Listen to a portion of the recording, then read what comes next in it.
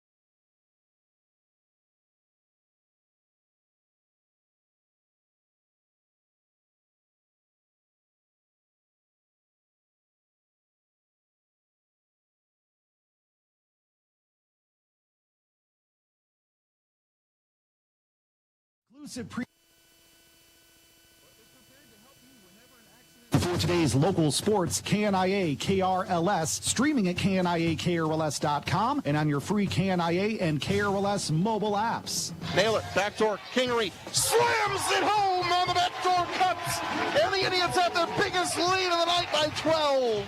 Here comes Noah Allen attacking, kicking, Miller for three, boom! Carl Miller, the driller, stretches Pella's lead to 46-38. Oh, tipped up, controlled, here comes JoJo Bice with 6 seconds, fast break, layup is good at the other end, Norwalk takes the lead, 52-50, Bice the steal, and runs it all the way down coast to coast, 52-50, Warriors back on top. We'll get you ready for tonight's contest with our keys to the game, starting lineups, colors of the game, and the game time temp. They've come out of the half firing. Agri looking for more for three. Yes! Emery Agri heating up with back-to-back trays. Here's Emma Duncan. Catch and shoot three. Splash down, Emma Duncan. And there's a tip and a steal, Reagan Van White. This is for the lead in transition. The layup is in. Counted in one. And Reagan Van White puts Pella back on top. Now let's head to the gym for all the exciting action of South Central Iowa high school basketball. On the one to count on for today's local sports, KNIA and KRLS.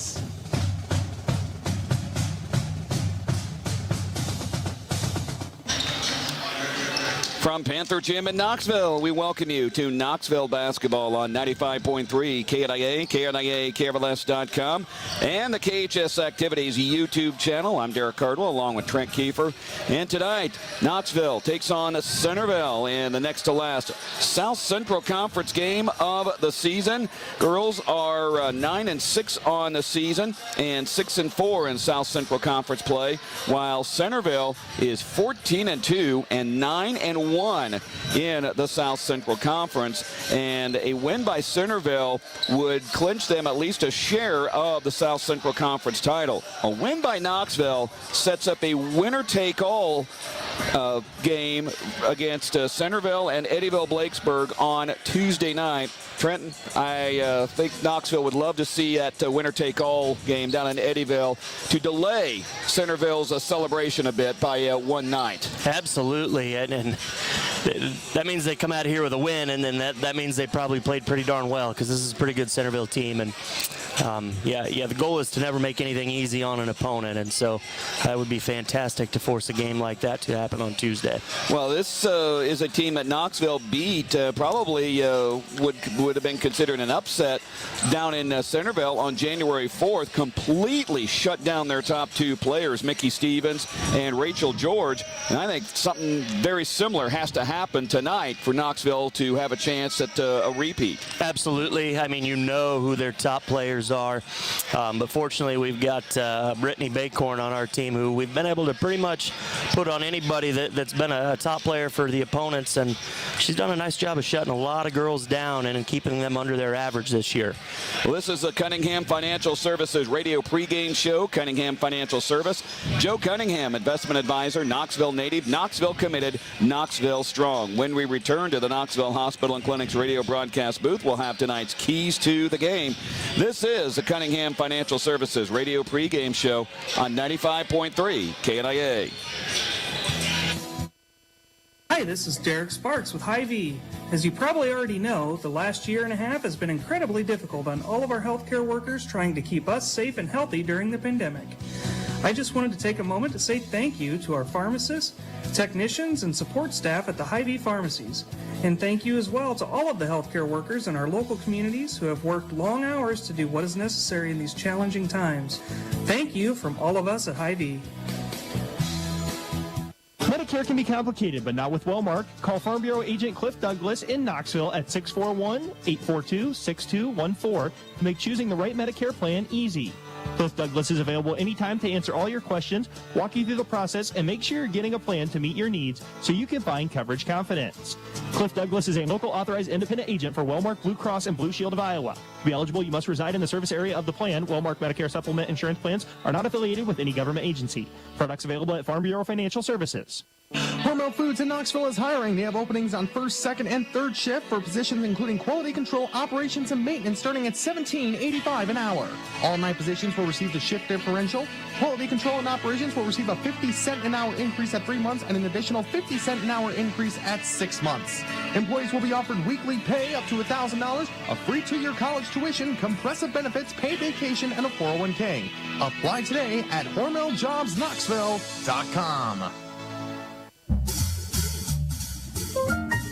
Hey Knoxville, People's Bank is now open and we want you to know. Community banking is back. I'm Bailey Nichols. I'm Jake Crozier. I'm Maggie Lovett. And I'm Emily Wallace. We're your new People's Bank crew. We are local, we are community focused, and we are here for you. Come see us at 413 East Main Street in Knoxville. Knoxville is our hometown.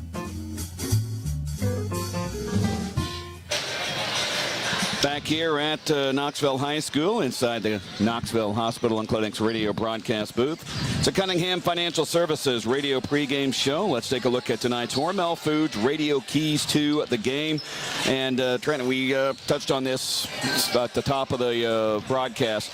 Must have the same effort on Rachel George and Mickey Stevens. And Coach Richard said even if they, get in double figures, don't let them get their averages. I mean, if they can get, combine maybe 16 points each, that still will give you a chance to win. If they get their averages, then Knoxville might be struggling a little bit to contain everybody else for Centerville, because I think last time Centerville probably caught Knoxville, or Knoxville probably caught Centerville thinking ahead a little bit. It just looked like to me that whole game, Centerville just looked like, okay, something's going to happen. We're going to make a run. It never happened. Yeah, it really never did. And credit to the defensive effort that they gave. And kind of as you mentioned, that's going to be really the big key tonight. And as much as we've talked about offensive consistency and things, to beat a team like this, we're going to have to be locked in on defense. And that's been their hallmark this year. And I think another thing, too, is they've got to come out and have energy. Tuesday night, there just was no energy from the first part of the game. They made a run, but then hit a wall, and we talked about that. Maybe, and Coach even mentioned that during his interview. That, well, maybe are they mentally tired, maybe physically tired after having kind of a grind last week with 3 games, 2 back-to-backs. Sure. And unfortunately, that happens in a season like, basketball. You got 21 plus games, 21 regular season games, and you've got a break in there, and you've got snow days and all kinds of stuff. But you're right, the energy, it was just flat. It was flat pretty much from beginning to end. You could see it, no energy on the bench, no energy on the floor, which didn't draw any energy from the crowd. And for us to be successful and you're at home like that, you got to be able to pull some juice and really let that help pump the adrenaline. That's been our Hormel Foods radio keys to the game. Looking for a key to your new career, visit HormelJob.com. When we come back, more on tonight's game. You're listening to the Cunningham Financial Services radio pregame show on 95.3 KNIA. Knoxville is an incredible place to be, and you're well aware of that. We are too. This is why we choose to live here, work here, raise our families here, and support this amazing community. Because what's important to you is important to us. We are Carrie Garcia, Matt Kissinger, and Adam Norris. And we choose Knoxville.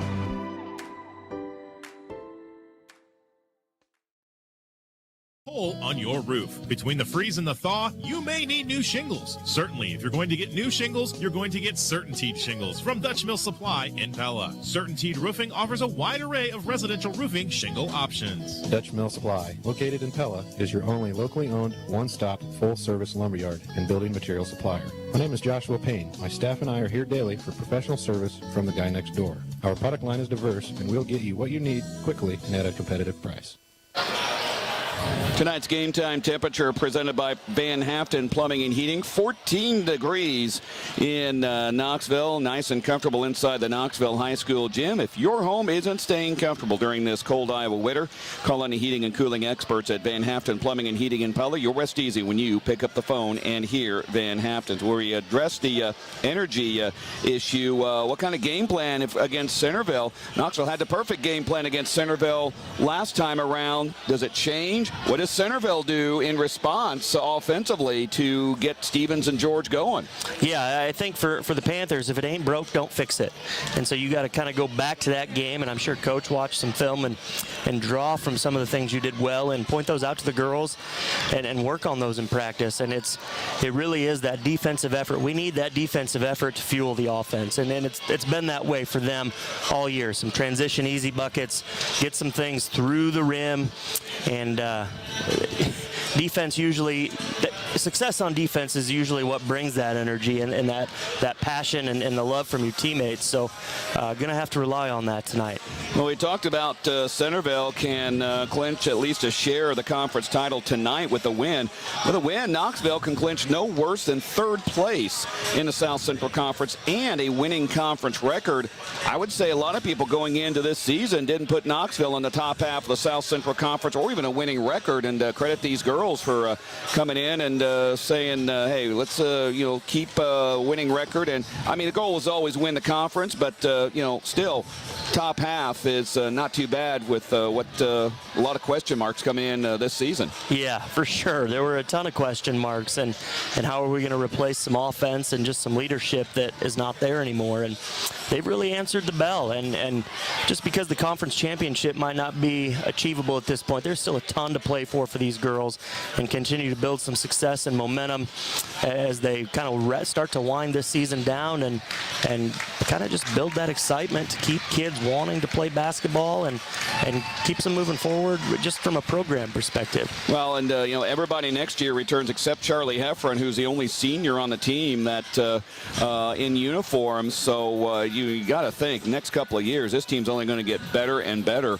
as the seasons go on. Other games in the conference tonight: Sheraton at Eddyville-Blakesburg. That is not a gimme for Eddyville. So a loss to Eddyville, and things really get interesting up at the top two spots. And then Clark is at Davis County. Albia, Knoxville's opponent on Tuesday, has the bye in the conference this evening.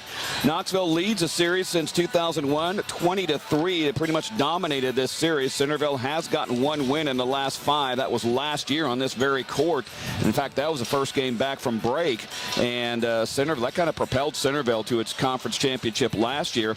Knoxville has won the last 2 with Centerville as the first place team in the conference. So maybe sometimes you rise up to the occasion in certain ways. It is also senior night, but it's senior night for the boys tonight. It was going to be senior night for both boys and girls, but Charlie Heffron's dad is not feeling well and can't be here, so they're going to delay the girls' senior night till I think the Fairfield game on February 8th. So it'll be the boys-only senior night. And obviously they wanted to do it together since more people would be here, and it's just convenient to have both teams. But hope Charlie's dad is feeling better by February 8th so he can be with his daughter here. I know, you want your mom and dad for senior night of all nights to be out there on the court. When we come back, we'll have starting lineups. You're listening to the Cunningham Financial Services Radio pregame show from the Knoxville Hospital and Clinic's radio broadcast booth on KNIA. Proud to provide exceptional allergy care close to home at the Knoxville Hospital and Clinics. Dedicated to evaluating and treating patients with a variety of chronic and acute allergy needs, Dr. Agarwal provides treatment for allergy testing and injections, eczema, hives, immune deficiencies, and more.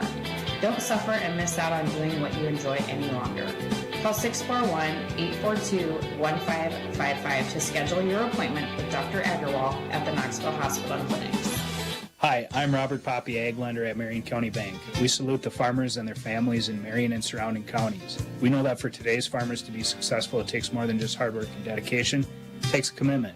At Marion County Bank, we're committed to our area farmers' success too. As our area's leading ag bank, we invite you to visit with one of our ag loan officers at our Pella or Knoxville office for all of your ag lending needs, concerns, and opportunities. We have the experience and expertise to help with your farming operation. Marion County Bank, serving you, building community. Member FDIC. Back here at Knoxville High School on the Cunningham Financial Services radio pregame show. Let's take a look at tonight's starting lineups. First for the Centerville Big Reds under coach Nick Baloma, coming at 14-2 on the season and 9-1 in conference play. Their only losses are to Knoxville and to Grinnell, so their strength of schedule is pretty good going into that 3A regional action coming up here in a few weeks. As a matter of fact, I believe next week we will probably know who plays who in the regionals. And for Knoxville, outside chance of a home game, probably more likely a road game this year, just because of the record and the strength of schedule type of thing. And the girls union does take that into consideration more than it used to. For Centerville, they will start Allison Castile, a 5'6" senior, Rachel George, a 6' junior, Mickey Stevens, a 5'6" senior, Reagan McDonald's, a 5'7" junior, and Abby Drew, a 5'6" senior. For the Knoxville Panthers, 9-6 on the season, 6-4 in conference play. Under coach Matt Richard, they'll go like this: Brittany Baycorn, a 5'9" sophomore, Larissa Wells, a 5'5" junior, Emma Duncan, a 5'6" junior, Hannah Duncan, a 5'6" freshman, and Charlie Heffron, a 5'10" senior. Those are tonight's starting lineup, presented by Chasing Dreams Tattoos. If you can think it, they can ink it. Tonight's colors of the game, presented by Brickwood Incorporated. Centerville dressed in red with white and black trim. Knoxville in the home blacks with gold and white trim. And that's tonight's colors of the game, presented by Brookwood Incorporated, your premier Lennox dealer, serving Newton, Knoxville, Grinnell, and the surrounding communities. We'll come back for tonight's opening tip. This has been the Cunningham Financial Services radio pregame show. Cunningham Financial Service, Joe Cunningham, investment advisor, Knoxville native, Knoxville committed, Knoxville strong. We'll have the tip next. You're listening to Knoxville Basketball from the Knoxville Hospital and Clinic's radio broadcast booth on KNIA. Are you a commercial building owner considering selling? You may be tempted to contact an out-of-town firm and work with someone who has never set foot in a small town. But why not work with a realtor who knows your town and understands the local business community? Hi, this is Randy Chambers with Iowa Realty Knoxville. Our team of local experts has the tools to market your listing statewide and beyond while keeping a pulse on what's happening right here.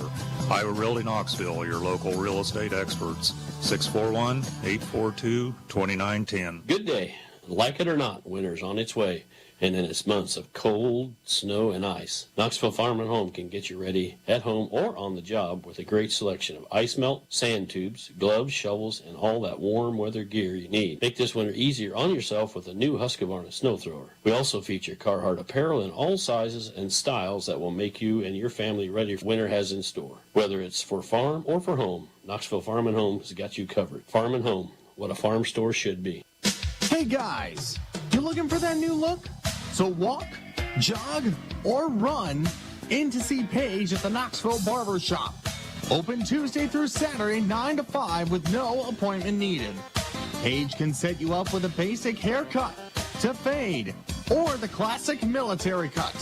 If your beard needs a trim, well, Paige can do that too. Knoxville Barber Shop, located in downtown Knoxville. Want to find the complete facility with a total workout package? Join the Knoxville Recreation Center and take advantage of all of our membership benefits. What other place in town can you swim, lift weights, take a fitness class, shoot baskets, relax in a sauna or hot tub? All this is under one roof. We're open 96 hours a week to meet your fitness, recreation, and wellness needs. Stop out and see us at 800 South Park Lane. You'll be glad you did. Get fit at the Knoxville Recreation Center. For the latest information on the Recreation Center, call 828-0580 or find us on Facebook at City of Knoxville, Iowa Parks and Recreation.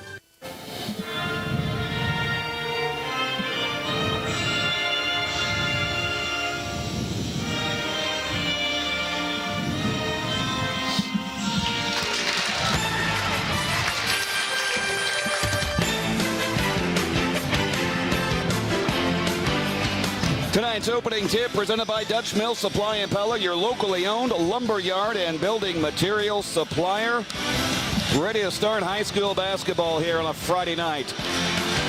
Now, weird week for Knoxville next week. Tuesday and then Saturday up on the big stage in Wells Fargo Arena. It's just a neat experience. Really glad that our school puts that together and that Newton partners with us. And both teams kind of willing to give up that home game and some of those benefits that come from that to provide that experience for their kids. And that kind of helps fuel that drive and that desire and goal to be there at some point. Rachel George, the tip center against Brittany Baycorn. It's away and controlled by the Big Reds. Underway here in this South Central Conference game. And 7 seconds into it, Nikki Stevens throws over the head of Abby Drew and out of bounds. So Knoxville gets it off the turnover. See if the Panthers could do anything with it. And an immediate knock away out of bounds by Centerville. And I think Brittany, when she inbounded the ball, stepped out onto the floor. So that was a violation. So both teams have traded turnovers in the first 7 seconds of the game. Nikki Stevens has the ball. She'll lob it. Gets it taken away from her and battle for the ball. That'll be a tie-up. It'll go to Knoxville anyway. Her and Emma Duncan were there fighting for it, and they called a tie-up. So Knoxville will have it. And some full court pressure by the Big Reds, broken nicely by Knoxville. Baycorn all the way down at the other end to Heffron. She got it taken away, and then trying to go down the other way was Reagan McDonald's, and she stepped on the line. So a hit and miss start both ways. Baycorn to trigger into Emma Duncan, puts it up, got it. Duncan was right there all alone. Nobody in a red uniform picked her up, and she scores 2. Castile has the ball. She'll go through the lane, leaves it for Abby Drew. She dumps it in a lane, gets a triple team, trying to find someone to go to. Goes to Rachel George, now top of the key to Castile. Over to Abby Drew, now back to Castile once again, stolen by Emma Duncan. Emma racing down the other way, will lay it up, no, but she gets fouled, and Duncan will go to the free throw line. Energy already is much better than Tuesday. Yeah, you can see that defensive effort and intensity already, and game plan and strategy right away from the Panthers. Brittany out there in just a full face guard all over the half court there on Rachel George, going to try to make her night miserable. Allison Castile gets called for her first foul, team's first. At the line, Emma Duncan, who is not been great at free throw shooting, 61%, but she does lead the team, and she hits it like she's about a 79% free throw shooter. It's all up in the upstairs, I think, a lot of the free throw shooting, because you're not being guarded, and they say it's the easiest shot to make. Yeah, it's a lot of repetition and rhythm. Misses on the next one, and Rachel George claims a rebound. 3-0 early on. Knoxville, almost a minute gone in this game. Castile has it on the left side. Goes to Abby Drew. Drew inside. Goes to Castile once again. Goes around the perimeter. Underhands it to McDonald's. On the baseline. Loses it out of bounds again. So Centerville having some trouble on offense, and a lot of that credit goes to Knoxville early on. Baycorn to trigger in, getting some pressure from the Big Reds. Gets it to Larissa Wells, and Wells looks for someone to help her out, does to Hannah Duncan. Duncan down to Emma. She'll aim, fire a three, no good. Rebound to Hannah. She'll get back out to Emma, round to Larissa. Step back three is in and out. Rebound, Brittany Baycorn. She gets it blocked, gets the rebound, out to Charlie Heffron. Over to Larissa Wells. Wells out to Emma, around to Hannah. She'll launch the three. It's short, it's way off the mark. Rebound to Heffron, out to Larissa. Goes to Emma. She'll take a 19-footer. That one's in and out. Rebound to Brittany Baycorn. Finally, George gets the rebound, and Brittany Baycorn gets called for the foul. I tell you what, you can't complain about the hard work and hustle there. No, that's just true effort and wanting the basketball. I think we got about 4 shots and 4 offensive boards right in one possession. And all 4 were good shots, too. That's the thing. Here's George on the other end, and it looks like Brittany might have whacked that one out of bounds, so Centerville will keep it. Stevens to trigger in on the first L of Knoxville. Stevens dumps it into Drew. Abby Drew will take a three and hit. Abby Drew just decided to take matters into her own hands, tie the game up at 3. Baycorn has it to Emma Duncan, gets it stolen away by Castile, and then that's a second foul on Brittany Baycorn. And that was really kind of an ill-advised foul there. Yeah, that hurts to have her come off the floor so early. Kind of questioning whether or not there was a foul there, but that's one the official's going to call most of the time. Anna Butel will come in. It's 5:48 remaining in the first quarter. So Knoxville's, arguably Knoxville's best defensive player out with some foul trouble. With the ball is Mickey Stevens for Centerville. Stevens goes to Drew. Abby Drew back to Stevens on the right side. Stevens goes to Castile left side. Now to McDonald's. Over to Castile to Stevens. Nearly poked away it is. Hannah Duncan comes up with it.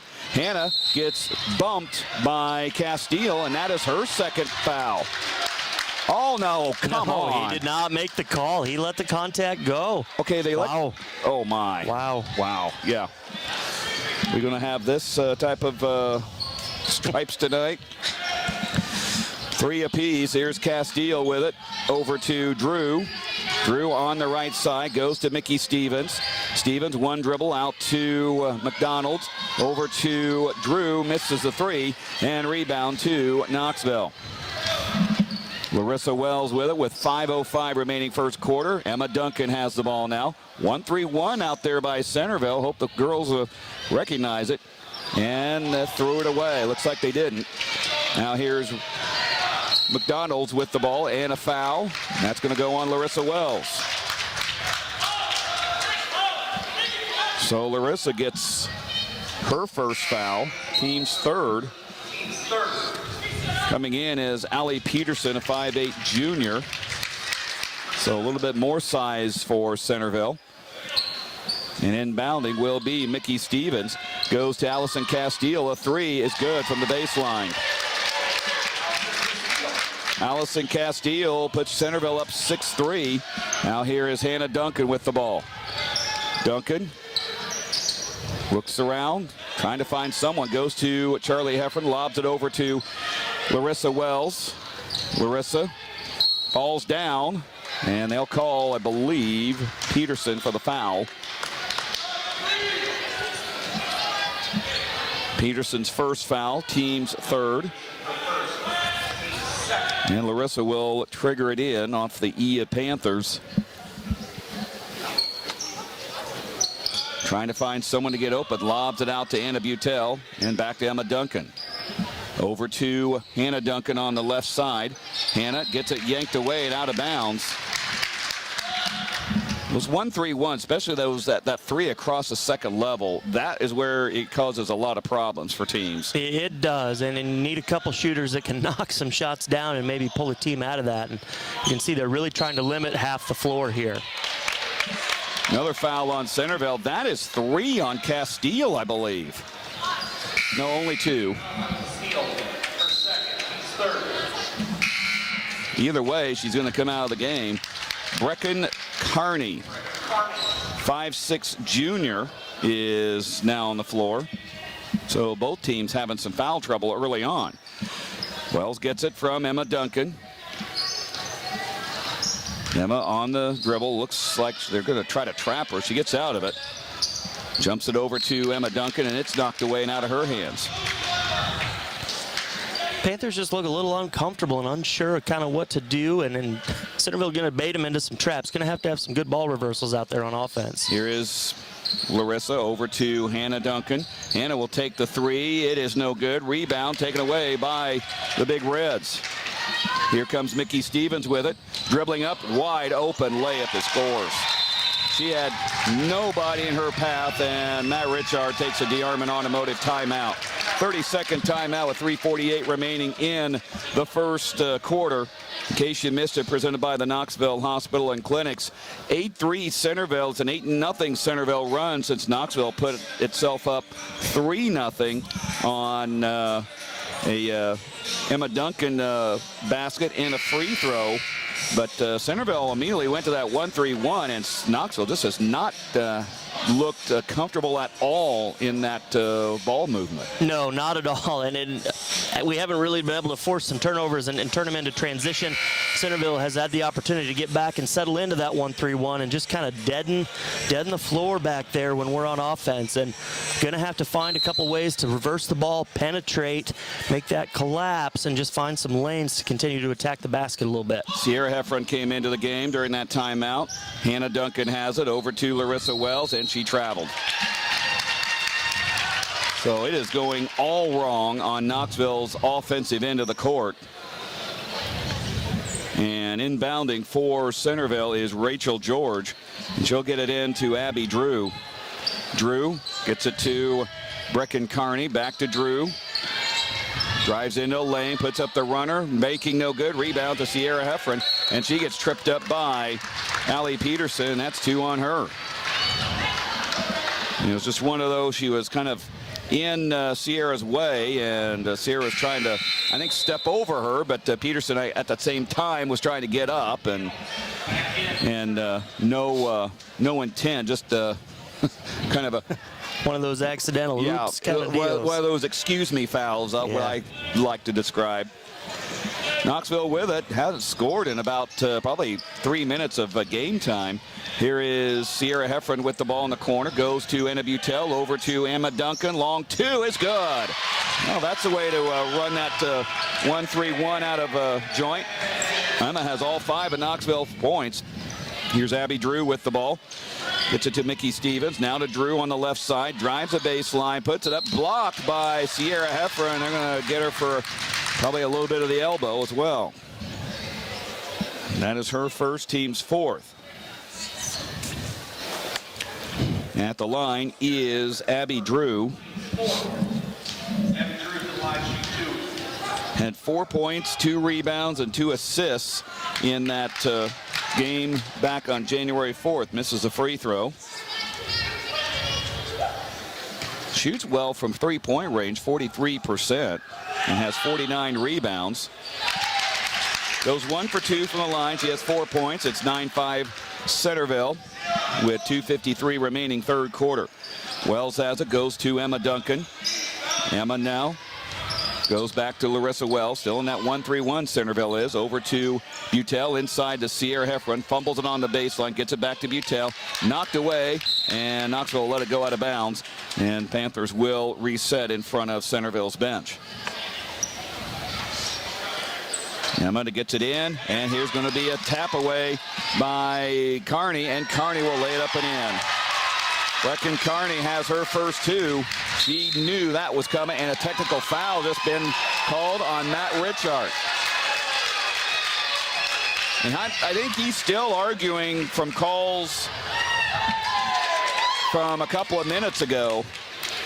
Yeah, I'm not sure. It was quiet, but man, that official was right next to him. So he said something magical enough to draw that official's attention, and they did. He's got him a couple times coming down already, and I guess they decided they'd heard enough of whatever it is they were hearing. At the line, Mickey Stevens, 2 points to her credit. And she is the best free throw shooter for Centerville, 75%. The team shoots 55%. She misses it off the front of the rim. They shoot 28% from 3-point range as well. Second one on the way, missed them both. So Centerville not able to take advantage of the technical foul there on Matt Richard. That's his second one of the year.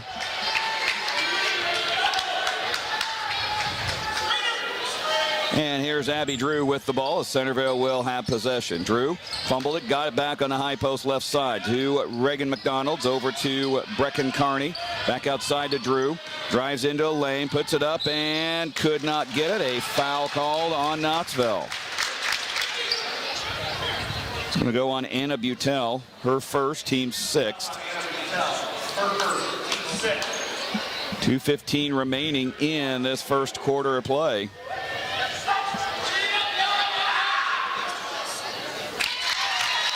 Drew's first free throw is good. 5 points for her, 12-5. Centerville leading. And the second one on the way, and that one's no good too. She has a really unusual release. She does, kind of cocked back behind the head and to the side. Don't see that often. Here is Butel, a three way off the mark. She missed everything on that. And Drew has the ball. Drew across the timeline over to McDonald's on the left side. Back to Abby Drew, top of the key. Over to Carney. Carney on the baseline to McDonald's. Over to Rachel George. Puts it up, got it in the foul.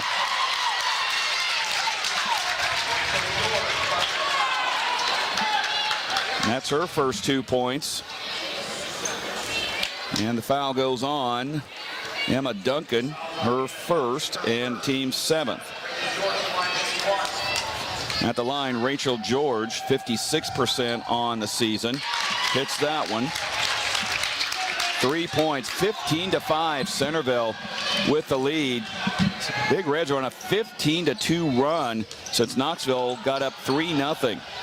Now here's Larissa Wells and threw it away again. Well, that 1-3-1 is causing absolutely total issues with Knoxville. Here is Abby Drew over to Rachel George. A three, no good. Rebound to Emma Duncan. Duncan with it. Across the logo, goes down to Larissa Wells. Wells gets fouled by Abby Drew. That'll be her first, team's 5th.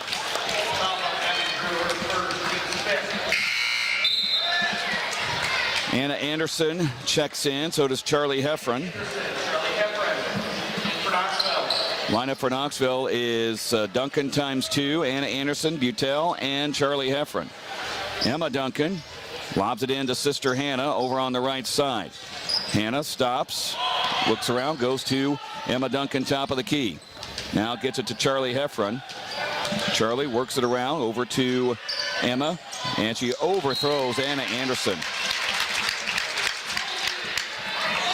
This looks like Knoxville is really confused right now. We are. I mean, that 1-3-1 has us out of sorts, and it's not a soft 1-3-1. There's some pressure there, but they're making everything we do to throw the ball. Anything is happening 30 feet from the basket, it seems like. Reagan McDonald's with the ball over to Carney. Brecken Carney inside to George. Stolen away by Emma Duncan. Emma will get it from Charlie Heffron across the timeline. On the run, drives into the lane. Will get it knocked away, and Centerville comes out with it. With it is McDonald, and she runs into Charlie Heffron. No call. Puts a shot up, no good. Ball on the floor, picked up by Anna Anderson. Anna dug that one out. Here's Hannah Duncan now on the other end. 35 seconds remaining in the first quarter. To Heffron, over to Butel. Lines up a three for the baseline. Off the mark there, and Centerville has the board. Mickey Stevens now across the timeline with 24 seconds remaining in the first quarter. Here's Drew with it. Abby Drew gets it to Carney. Brecken Carney, she threw it away. Hannah Duncan has it with 14 seconds remaining. Duncan will take the shot from three. Good. HD 3 there. Maybe that lights a fire under Knoxville. Ball knocked away, picked up by Drew. A three, it's no good. And that's the end of the first quarter. Knoxville with a little bit of life there after that Duncan three, but it's still 15-8. Centerville over Knoxville. This is Knoxville basketball from the Knoxville Hospital and Clinics radio broadcast booth on 95.3 KNIA.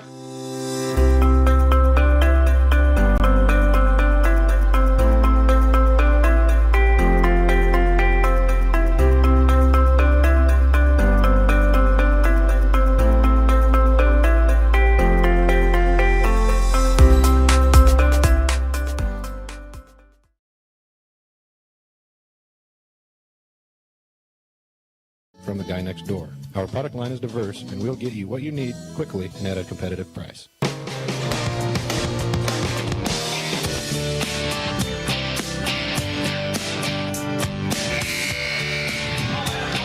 Back here at Knoxville High School inside the Knoxville Hospital and Clinics radio broadcast booth. 15-8. is the score. Knoxville trailing Centerville. That 1-3-1 by Centerville, as you said, Trent, that is a very aggressive 1-3-1, baiting Knoxville to do just about anything except run your offense. Yeah, and it's just a lot of standing, and one pass happens, and it looks like 4 girls are then watching, and so we've got to continue to attack the basket and try to penetrate and then move the basketball. Kick inside out for some of those 3-point attempts. Let it open the floor. Ball and threw away, and it'll be Knoxville ball. So Centerville starts the second quarter with a turnover. Farm Bureau Financial Services update. Click Douglas Instant Radio update. Pella all over Newton at the half, 26-4. Ouch. I say that sometimes when I hear some of these scores, but that's an ouch. The girls got a chance to beat Newton up at Wells Fargo next week. And Newton's not good at all, and Pella's proving that. Of course, Pella's very good, but still, I think Knoxville can get him this year. Here's Larissa Wells, still 1-3-1. Followed by Centerville. Emma Duncan has it, and it's tipped away. Controlled again by Centerville. It's no advised pass again.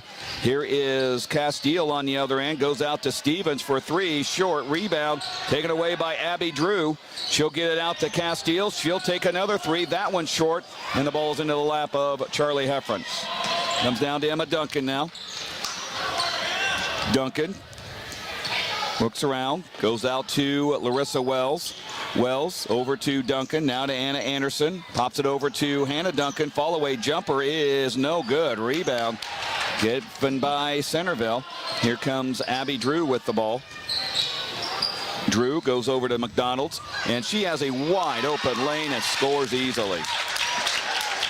I think somebody turned their back, and McDonald's just said, I'll take advantage of that. 17-8 now the score. Here is Charlie Heffron. Nearly threw it away as Larissa had to go back and get it. Larissa passes, and it's knocked away again. It'll be Knoxville ball and reset right in front of the fans there. It's going to be about time here. I don't know if we're going to be able to sit a whole quarter without Brittany coming back on the floor. Going to really need her, just aggressiveness and athleticism on both ends here. Now here's Larissa with the ball. She'll get it to Emma Duncan up top. Duncan goes over to Larissa Wells.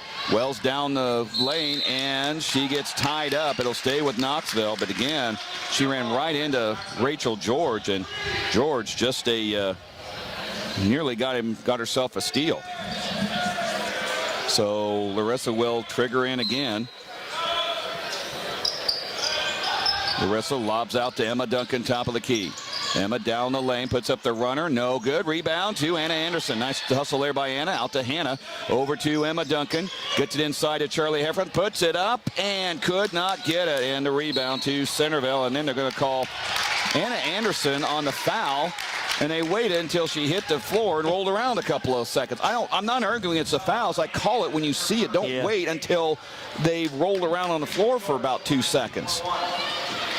We got a long ways to go here with Centerville in the bonus. Yes. A lot of fouls called in that first quarter. And 2 fouls from double bonus, too. Yeah. Anna Butel into the contest for Knoxville. And at the line is Rachel George. Hit her only one of the night so far. And puts that one in. Deadened that thing off the back of the rim and just saw it go in. Second one for Rachel George on the way, and she spins that one out. 4 points for Rachel George. Yeah, that's 4 more points than she had against Knoxville the other game. 5:51 remaining in the first half. 18-8, Centerville with the lead. Here's Hannah Duncan in the corner, gets a double team, dribbles her way out of it on the right side. Goes to Anna Butel, now to Charlie Heffron, over to Emma Duncan, inside, threw it away, but Larissa picks it up on the right side in the corner. Drives the baseline, gets it back out, falls down, and somehow gets it to Emma Duncan and missed the shot. Rebound again. They fight for it, and it's going to be a tie-up, I believe. Yeah. I don't know how Larissa kept from traveling. I don't know. She did stick those feet there, but usually that's an automatic call for officials, and good job by them to let that play out. Maybe they're a rewarding effort, but I mean, Larissa, great job of staying with it. I mean, I still don't see how she did not travel. Good job on her part, though. Reagan McDonald, and she threw the ball away. Centerville's turning it over every once in a while, and Knoxville just hasn't taken advantage of it. 18-8, 5:11 remaining in the first half. Centerville on top. Centerville's the one's been taking advantage of the Knoxville turnovers tonight.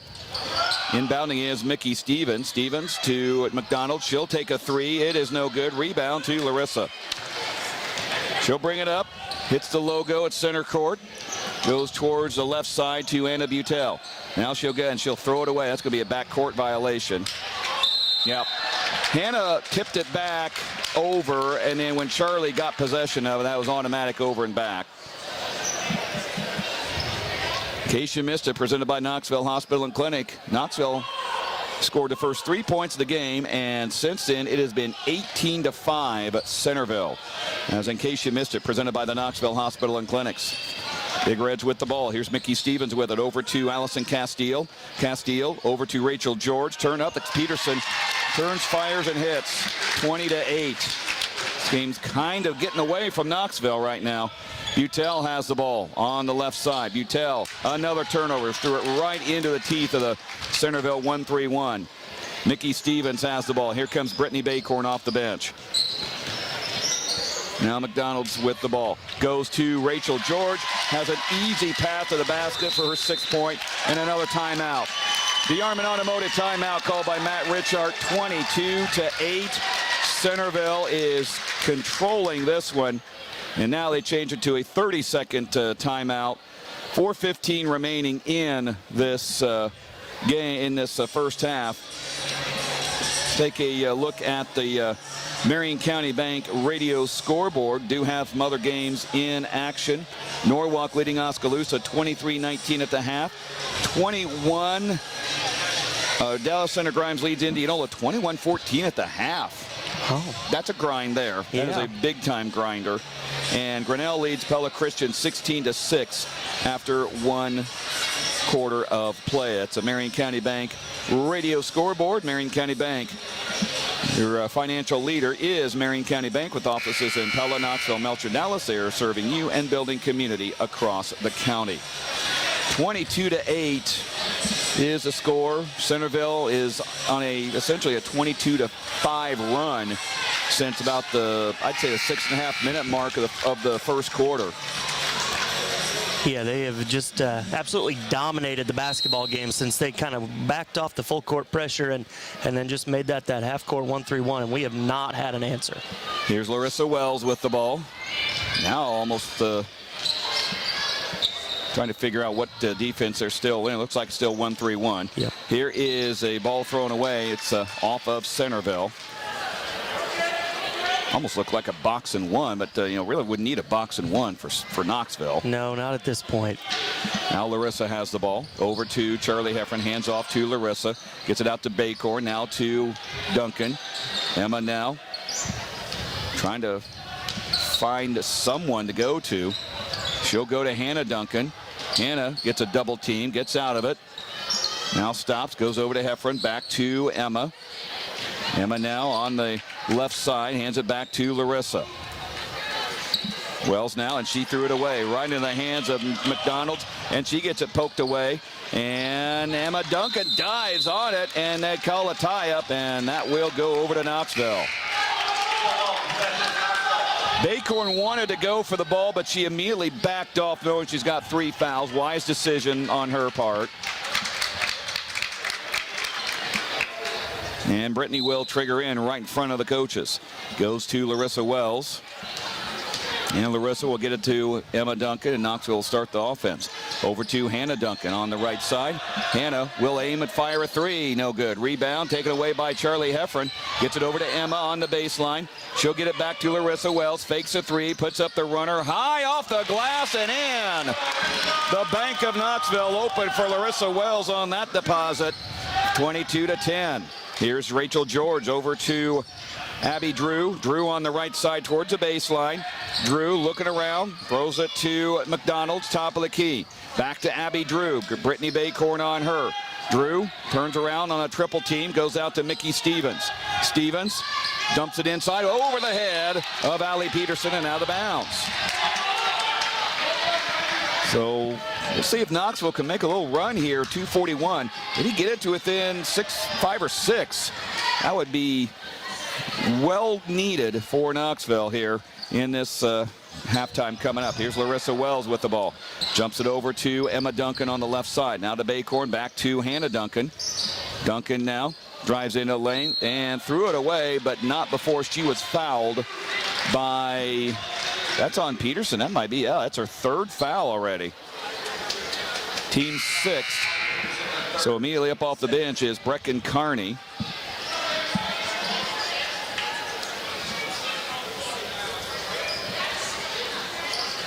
So inbounding will be Knoxville, and looks like they're going to have Emma Duncan do the honors. So Emma will throw in, goes to Heffron, now to Hannah. Hannah now works it around to Larissa Wells, fakes a 3, drives in, puts up the runner, no good. Rebound, Hannah Duncan. Duncan on the baseline in the corner, gets it out to Emma. Fakes a 3, puts up from 18, no good. Oh, the shots when they're getting them are good shots. They're just not finding the net right now. Rachel George down court to Brecken Carney. Carney lost the ball, triggers out of bounds, and it will be off of Centerville. So the Panthers will get it. 1:57 remaining in the first half. And Emma with it. She'll hit the logo with 1:50 remaining in the second quarter. Hannah now has it over to Larissa Wells. Wells works it inside on the high post. Gets it over to Emma Duncan on the left side. Over to Charlie Heffron. Puts it up and no good, but they're going to call Rachel George for a little bit of a body up on Charlie. And that will be the first one on George and a 7th on Centerville. So free throws now for the final 1:39 for Centerville, or for Knoxville. And Charlie Heffron struggling this year from the free throw line at 36%. First one on the way is no good. Panthers scored just 2 points in this quarter. Centerville hasn't really blown the scoreboard up either. 7 points. We've been fortunate there. Anna Anderson in, Brittany Baycorn out. Wise move. Don't want to get her 3rd foul. And Charlie will have an opportunity for her first point. That one goes in. 1 point for Charlie Heffron, 22-11. Sierra Heffron comes in. So it's Heffron for Heffron. It's Sierra, Anna Anderson, Emma Duncan, Hannah Duncan, and Larissa Wells. The lineup for Knoxville on the court. Mickey Stevens has it. She'll get it down to Brecken Carney. Back to Stevens. Stevens holding in front of the Panther pit. Stevens goes over to McDonald's. Back to Stevens with 1:24 remaining. Takes a 5-footer from the baseline. No good. And it's right in the lap of Anna Anderson. Here comes Emma Duncan with it. Emma across midcourt. Goes to the high post and gets handcuffed as she, looks like she wanted to go to Hannah, but a couple Centerville players right there to lock her down, but lock her down a little too much. And Mickey Stevens commits her first foul, team's 8th. Good chance here with a couple free throws to get this thing down to single digits. And the way we've played, if this leads under double digits, we got to feel real fortunate going into halftime. Emma Duncan, 5 points, 1 of 2 from the free throw line tonight, and she's now 1 of 3 as she misses. Centerville has it now. Stevens drives into a lane, puts up the shot, and scores. Boy, everybody just got there way too late to get anything done. It's 24-11. Now here is Hannah Duncan to Larissa Wells, top of the key. Goes to Emma, almost threw it away. Back over to Hannah on the right side, gets it to Sierra Heffron. Heffron now, ball tipped up in the air, and it is controlled by Centerville with 42 seconds remaining. Abby Drew has the ball, and she throws it way over everybody's head. In fact, the nearest person with any chance to catch it was the official that it smacked off the hip of. So Knoxville will have it. 35 seconds remaining in the first half. Larissa Wells with it. Wells goes to Emma Duncan. Back to Larissa Wells in between their circles. Over to Emma Duncan on the left side. Knoxville is just going to wait for the whole second to come off the clock. Now Larissa has it, thought about the three, drives in, puts up the runner from 10, no good. Ball tipped around. Anna Anderson had it for a brief moment, but it's picked up by Abby Drew with 2 seconds, and then Hannah Duncan calls for the foul. No, she put a shot attempt up, I think. Kind of just an awkward. She did. She ended up with the ball and just kind of turned and chucked it up, and that's Georgia's second foul, I think. Yeah, it is. I glanced up to the clock to see what the time left was, and Emma again misses on the free throw.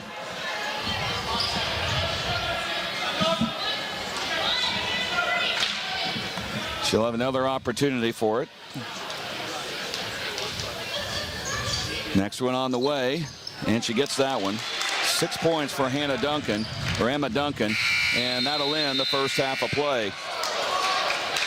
24-12, Centerville with the lead over Knoxville. Panthers have got to figure out a 1-3-1 zone defense, because the Big Reds are employing that and are not letting Knoxville do anything. We'll come back. We'll have the halftime show presented by People's Bank of Knoxville. You're listening to Knoxville Basketball from the Knoxville Hospital and Clinic's radio broadcast booth on KNIA.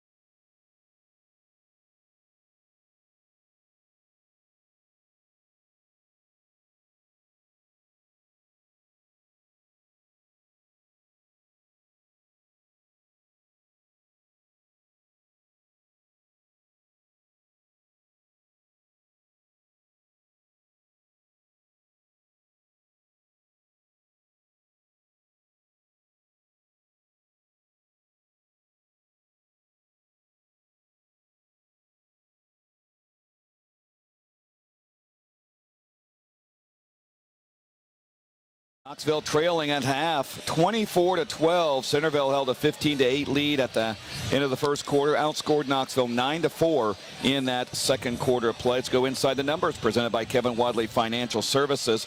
Centerville led by Rachel George with 6 points, 5 from Abby Drew, 3 from Allison Castile, 4 from Mickey Stevens, and 2 each from Reagan McDonald's, Brecken Carney, and Allie Peterson. For Knoxville, Emma Duncan has the lead in points for 6, 3 from Hannah Duncan, 2 from Larissa Wells, and 1 from Charlie Heffron.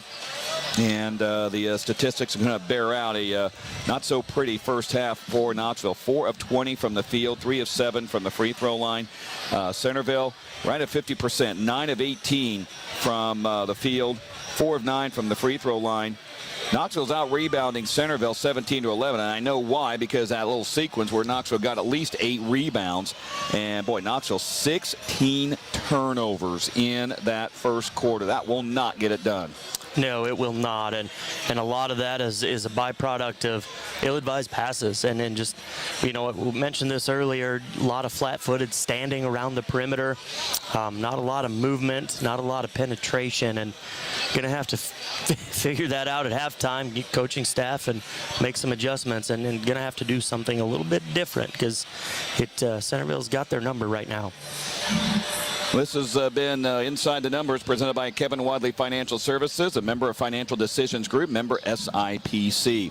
When we come back, we'll have more on tonight's halftime. You're listening to the People's Bank Radio Halftime Show on 95.3 KNIA.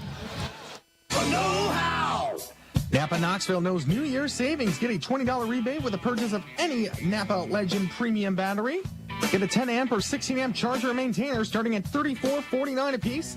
Also get jump starters at 700, 1,000, and 1,400 amps starting at $55.99 a piece. And finally, get up light-up LED booster cables starting at $14.99 while supplies last. All those deals and more coming up at your local Napa in Knoxville. Now that's Napa Know-How!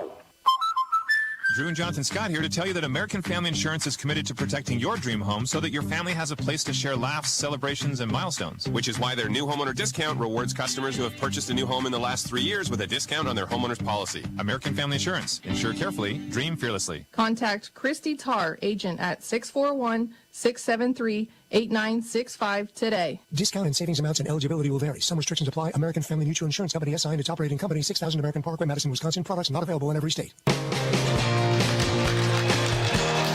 Back here at Knoxville on the People's Bank Radio Halftime Show on 95.3 KNIA. 24-12 is the score at halftime. Knoxville trailing Centerville. And I guess some halftime adjustments, Trent. What do you do against a 1-3-1? That second line with the three players, I've always thought that is the one where that causes the most problems for any team. Yeah, and ultimately you need some athleticism probably at the high post. You really want to break that thing down. I know there are three girls that kind of sit there in the middle, but you want to break that thing down from inside out. And the other big thing is ball reversal. That you'll see it on the floor.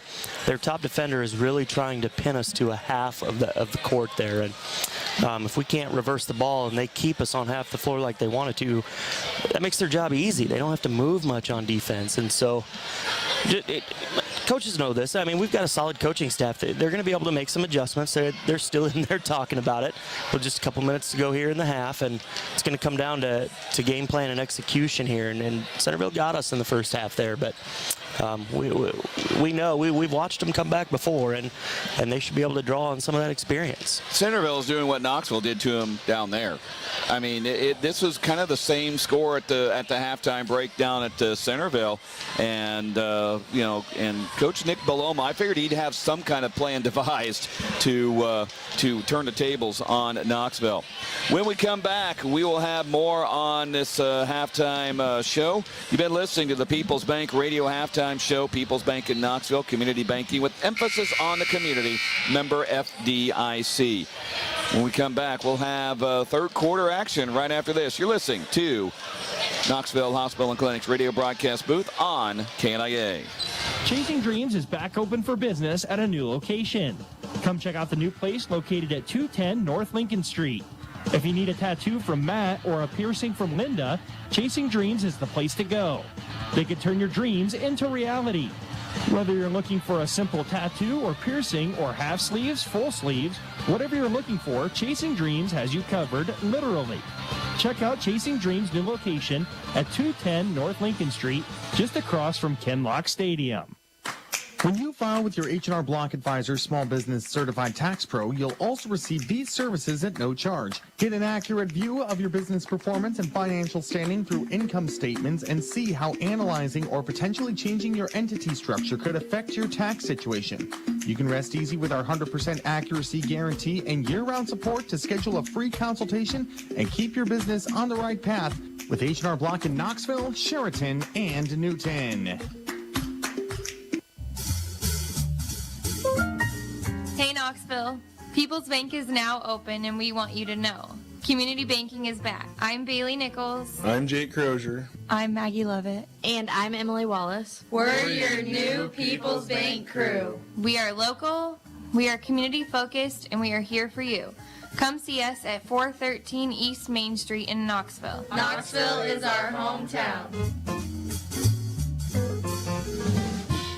Hi, I'm Joe Cunningham with Cunningham Financial Services. I have over 26 years experience helping people like you reach their financial goals. We offer personalized planning tailored to your needs. Give me a call at 828-6173 or stop by at 305 East Main in Knoxville. Cunningham Financial Services, your retirement headquarters. Securities offered through Securities America Inc., member FINRA SIPC. Advisory services offered through U.S. Advisors Wealth Management, Cunningham Financial Services, U.S. Advisors, and Securities America companies are separate entities. About ready to go in the second half from the Knoxville Hospital and Clinics radio broadcast booth on 95.3 KNIA. 24-12, Knoxville trailing Centerville at the halftime break. Don't forget, tomorrow morning, the Coach's Corner on KNIA. And a chance to sit down with wrestling coach Skylar Spohr to catch up on things. They're headed over to Fairfield tomorrow for the, what do they call it, the Southern Iowa Classic, I think, which kind of has like 3 different conferences. It used to be the South Central Conference Tournament, quote unquote. And he was telling me next year the South Central Conference Tournament will be back where it should be at the end of the season. All right. I don't know who gets to host it. If they're going alphabetical order, you would start back at the top because Knoxville is the last letter in the alphabet in the South Central Conference. But does Cardinal, with the new kid on the block, get to host? Who knows? Albia, by alphabetical, would get it. Centerville with the ball as we get back to action here in the third quarter. Here's Allison Castile, a 3 on the way, in and out, rebound to Charlie Heffron. And she'll carry it to Hannah Duncan, back to Emma, and across the timeline. Now Emma, and they're back in that 1-3-1 again. Here is Hannah Duncan, 3 on the way. Splash down, HD. 6 points for Hannah. Well, that's a good start for Knoxville. We'll see if that can keep rolling. Centerville has the ball with Abby Drew. Out to Reagan McDonald's, inside, knocked away, and picked off by Hannah Duncan. Hannah has it across midcourt. Goes to Larissa Wells. Wells over to Emma Duncan. She'll launch the 3. Splash down, Emma Duncan. 9 for Emma. 24-18. All of a sudden, the Panthers within 6. Here's Mickey Stevens with it over to Castile. Castile in the lane. Puts it up. Banking, no good. Rebound to Hannah Duncan. She'll clear it to Emma. And Emma across the timeline. Emma now goes to Hannah. Dumps it to Emma on the baseline. 5-footer off the mark. Rebound taken away by Mickey Stevens. Stevens down court to Castile. Allison Castile goes back to Stevens. Stevens on the baseline left side. Stops, gets a double team. Throws it over to Abby Drew. Lays it up, no good. Rebound to Charlie Heffron. All of a sudden, Centerville coming out cold. Here is Larissa Wells. Goes to Emma Duncan. Duncan gets it to Hannah. Hannah round to Heffron, puts up the shot. Could not get a rebound to George. Clears it down to McDonald's across midcourt. McDonald's top of the key, throws it off to Abby Drew. Drew hands off to Stevens. Stevens puts up the shot and rolls it in. She just stopped, flat-footed it up and in. 8 points for Mickey Stevens. With the ball is Charlie Heffron in the corner. Heffron goes to Hannah, or make that Emma, now to Hannah, inside, threw it right into the hands of Rachel George. I think she wanted to go to Brittany Baycorn, but Baycorn had no chance of getting that at all. Here is Stevens now with it. Stevens on the baseline, lays it up, missed it short, rebound, fought for, picked up by Emma Duncan. Emma with it now, cross midcourt. Emma spins it into the lane, goes out to Hannah, fakes the 3, and gets fouled. Looks like Reagan McDonald's will get called for her first foul. And that'll be the team's first of the half. Inbounding is Brittany Baycorn on the E of Knoxville. Over to Hannah Duncan, or make that Emma. 3 on the way, short. Rebound to Abby Drew.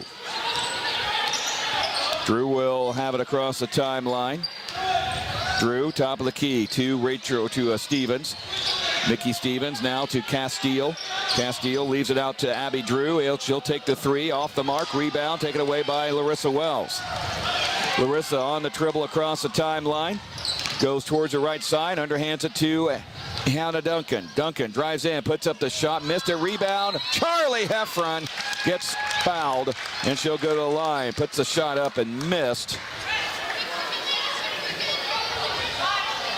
We're going to go on Abby Drew, her second, team second of the half. And Charlie Heffron, 1 point on tonight, goes to the line.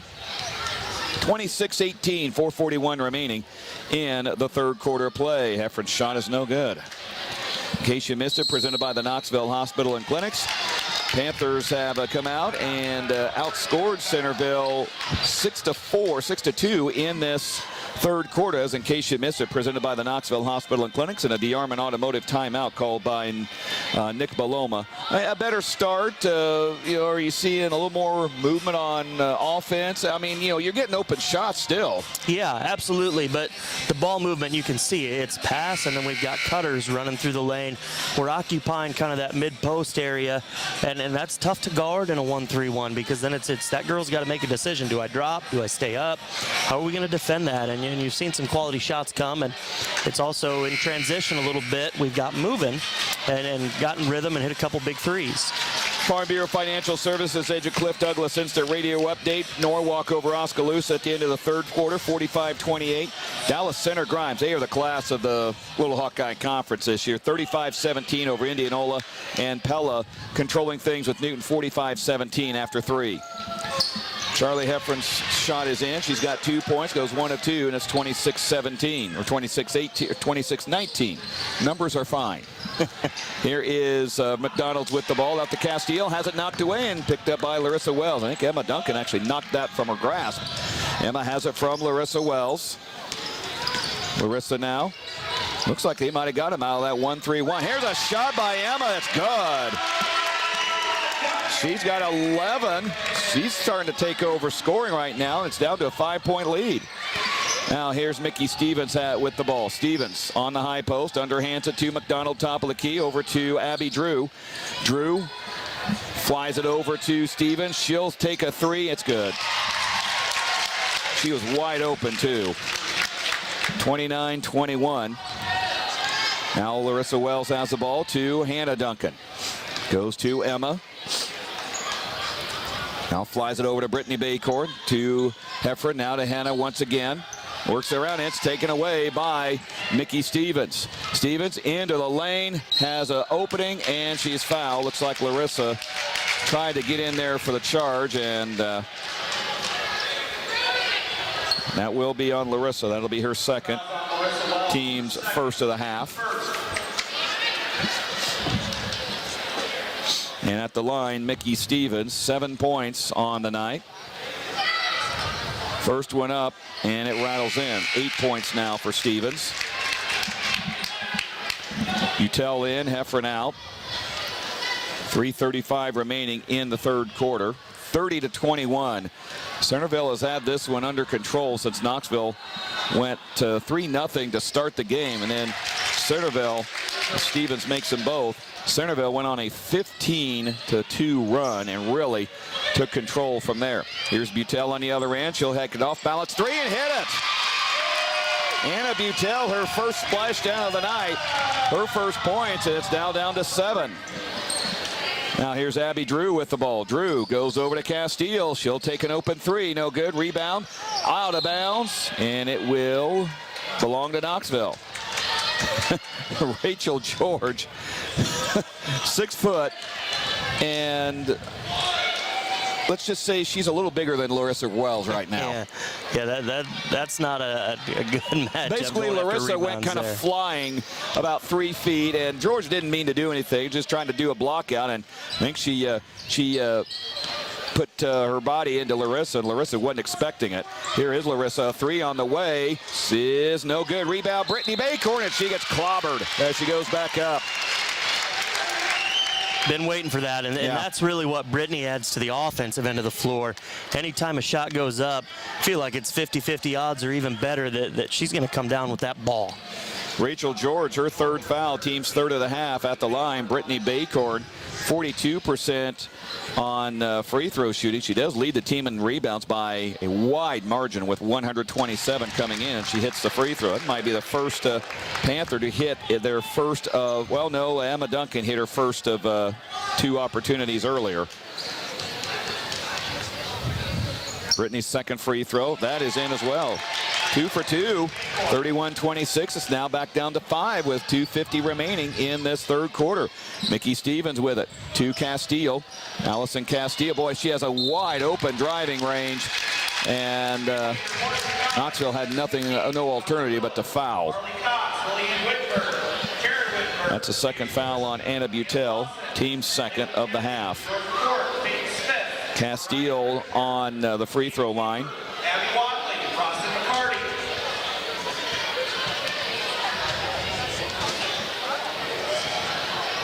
And misses on the free throw.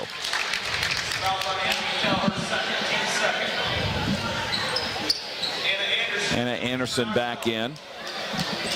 Tonight is also that night for the kids that they can enter a drawing, I think, and win some prizes. Turner DeVore has been announcing several names at certain points. Yeah, Booster tonight. Club Jamboree, and so tons of gifts and prizes, and some really. I think they've got one of those Oculus deals. They're gonna VR. It'd be a neat prize to win tonight. Here's Emma Duncan with the ball over to Hannah. Hannah gets it to Anna Anderson. She'll take the three, gets a block, got a rebound back, and then she gets fouled. Not sure if that's the one you want to take a three, but little rush there, but defense was in position, but came out of there with the ball, and we're okay. Reagan McDonald gets her second foul and team's fourth. And Emma Duncan in front of the Panther pit will inbound. Goes to Brittany Baycorn, 2:25 remaining third quarter. Baycorn has it knocked away from her, and it's out of bounds off of Brittany. So another turnover for Knoxville. And Mickey Stevens will possess the ball across midcourt. Stevens goes to the left side, now turns back to the right side, gets it to George. Easy shot, but she missed it. And a rebound to Brittany Baycorn. Baycorn across midcourt. Goes to the left side to Larissa Wells. Wells into Emma Duncan. Round puts a shot up and gets called for traveling. She tried to go around Castile, and I think she was begging for a foul to be called, and none was going to be called. Yeah, just kind of overextended and didn't keep her feet underneath her, I think, and probably slid that pivot foot along the ground. But gonna have to lock in here on defense. We got this thing down to 6. Couple more stops. Mickey Stevens has the ball, underhands it to Castile on the left side. Allison Castile goes inside to Stevens. She'll lay it up and score. She threaded her needle right through 2 Knoxville girls. She's got 11 points, 34-26.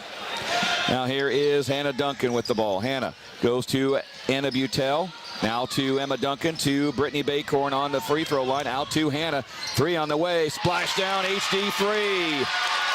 9 for Hannah, all on threes. 34-29, down to 5 again.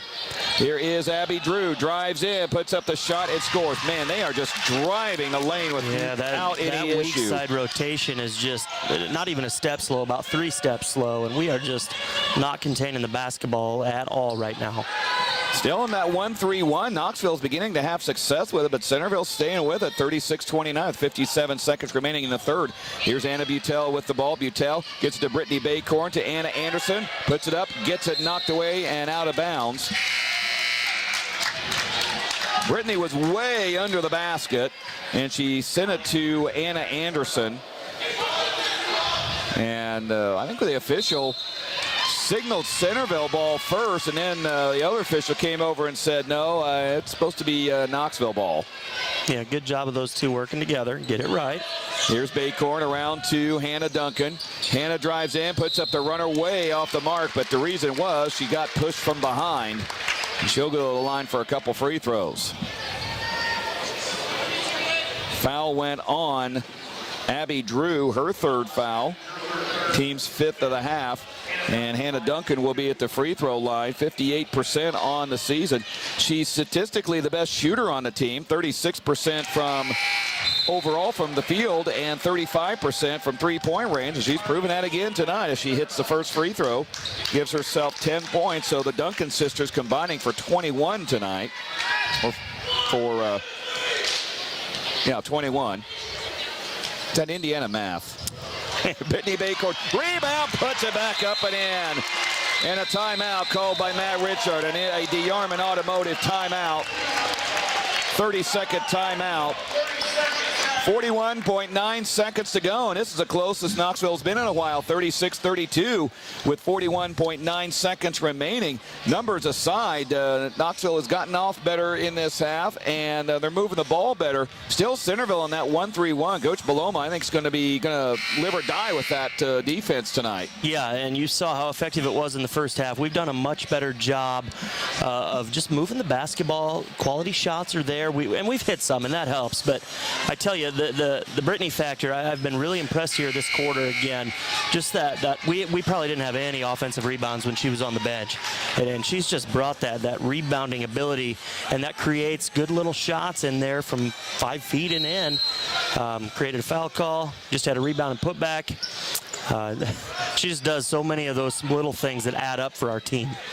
Kearney with the ball for Centerville, 36 seconds remaining, and a near steal knocked away, and it's by Castile, and she can't save it.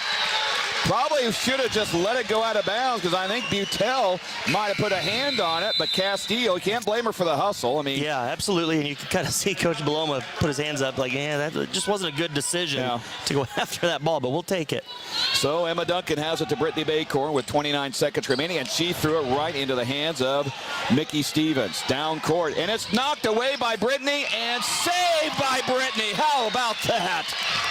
Here's Hannah Duncan on the other end. Right side, puts up the shot. It is around and no good. And Stevens has the board with 11 seconds remaining. She'll get it down to Allison Castile. Castile back to Stevens with 6 seconds. 5.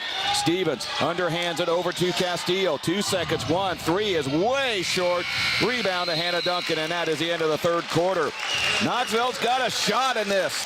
36-32. Centerville with the lead. Panthers put up 20 points in that third quarter.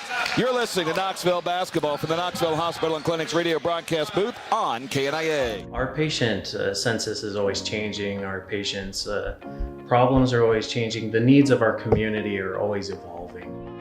With that, there obviously needs to be improvements in our emergency department so we can meet those demands of our patients.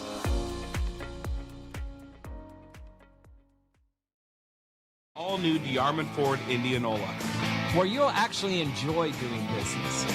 The all new DeArmond Ford Indianola, DeArmondFord.com. Hey, Lori, small town living is something we know a little bit about here in Iowa. We sure do, Mark. The Coffee Connection in Knoxville is that comfortable, familiar place that welcomes you with your favorite cup of coffee you've grown to love. The Coffee Connection is also the perfect place to meet with friends and enjoy some hometown delicacies. Stop in today and try our popular breakfast burrito or our favorite bagel sandwich. Like us on Facebook and follow us on Instagram to stay up to date on our weekly specials. The Coffee Connection on the north side of the Knoxville Square. More than just coffee.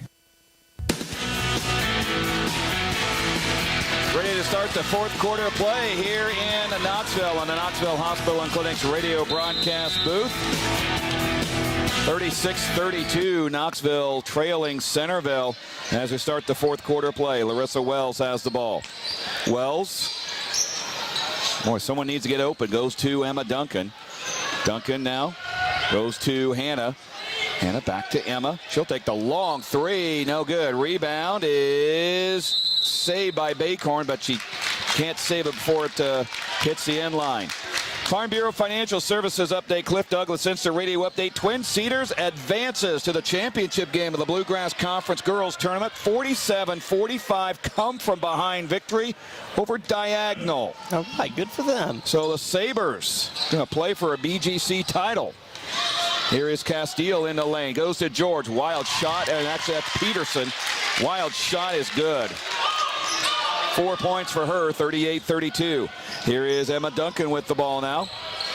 Duncan looks around, throws it off to Larissa Wells, lobs it to Hannah, back to Emma on the wing, dumps it inside to Charlie Heffron, and Centerville was right there. Two girls that are taller than Charlie reached up over her and swiped it away.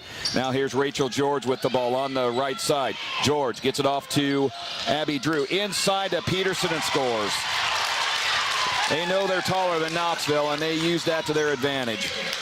And they've done a good job here. They've adjusted that defense and more of a flattened out 3-2, taking away that high post that we talked about, and going to make Knoxville really look to adjust and do something different again here. Here is Hannah Duncan with it. She'll launch the three ball. Splash down HT again. 13 for Hannah. 40-35. Now here's Abby Drew with it. Drew goes to Castile. Castile runs it across the perimeter, gets it inside to Peterson, and there's a tie-up between her and Hannah Duncan. Castile, I think, kind of fell on Hannah, but she gets up and will walk away. And we already know how tough she is. Yeah. Well, she's got to be tough. She's the middle child of those Duncan sisters. And yeah, I bet they just beat on her, don't they? I bet they do. Here is George, off-balance shot, and scores. No, she doesn't score, actually. Here is a ball inside. Brittany Bacorn had it, and it's tied up. It'll stay with Knoxville.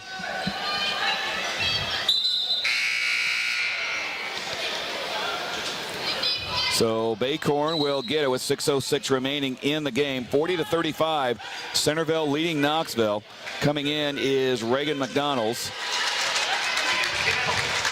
And Bacorn now will get the ball from the official. Bacorn slaps it once, gets it into Hannah, or make that Emma Duncan, missed a rebound out to Knoxville. Here's Anna Butel with it. Butel out to Hannah Duncan. Hannah, top of the key, goes to the right side, gets it to Bacorn. Brittany now nearly turned it over. Now here's Hannah inside, puts it up and in. HD getting her 15th point, and it's a three-point game. Here's Stevens on the other end, lobs it in, and a travel called. Knoxville can tie it with a three. 5:38 remaining in the game, and a timeout called. A DeArmond Automotive timeout by Nick Baloma. 40-37 with 5:38 remaining in the game. This is Knoxville basketball from the Knoxville Hospital and Clinic's radio broadcast booth on KNIA. Hormel Foods in Knoxville is hiring. They have openings on first, second, and third shift for positions including quality control, operations, and maintenance starting at $17.85 an hour. All 9 positions will receive the shift differential. Quality control and operations will receive a 50-cent an hour increase at 3 months and an additional 50-cent an hour increase at 6 months. Employees will be offered weekly pay up to $1,000, a free 2-year college tuition, compressive benefits, paid vacation, and a 401k. Apply today at HormelJobsKnoxville.com.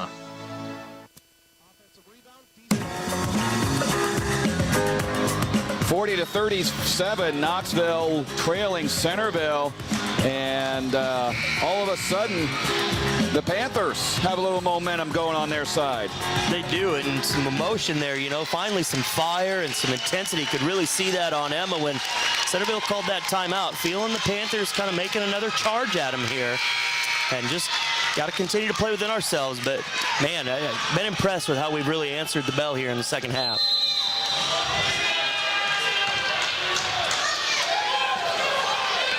Back in the 1-3-1 too. Yep, there we go.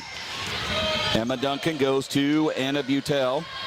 Butel now goes to Brittany Bacorn. Bacorn gets it to Emma. Ames, fires a three. No good. Rebound is chased down by Allison Castile. Castile has it, stolen by Emma Duncan. She'll get it to Hannah, and then she threw it off the back of Anna Butel. Anna just had no idea it was coming her way. So Centerville has it now. Here's Rachel George. Gets it over to Castile in the baseline. Castile left side. Castile goes to Abby Drew. She'll launch a three. It is no good. Rebound to Rachel George. Back up and good. 10 points for Rachel George. Now here is Butel with it, over to Baycorn, and she threw it away and out of bounds, way over the head of Hannah Duncan. Farm Bureau Financial Services agent Cliff Douglas Instant Radio update. Perry knocks off PCM 40-34, and Dallas Center Grimes all over Indianola 48-26. Wow. Yeah, Dallas Center Grimes girls, they are the class of that little Hawkeye conference, and they've got a shot at maybe winning the 4A title this year. Here is Mickey Stevens with the ball. Gets a double team, and a tie-up. Brittany Baycorn forces that. That'll stay with Centerville.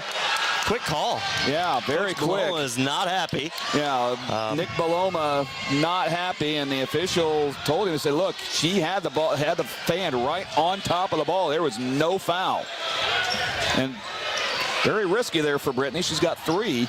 Here's Castile, drives the baseline, lost it, and it's on the baseline, but they call a timeout. Bail her out. And a 30-second DeYarman Automotive timeout. 4:26 remaining in the game. 42-37 Centerville.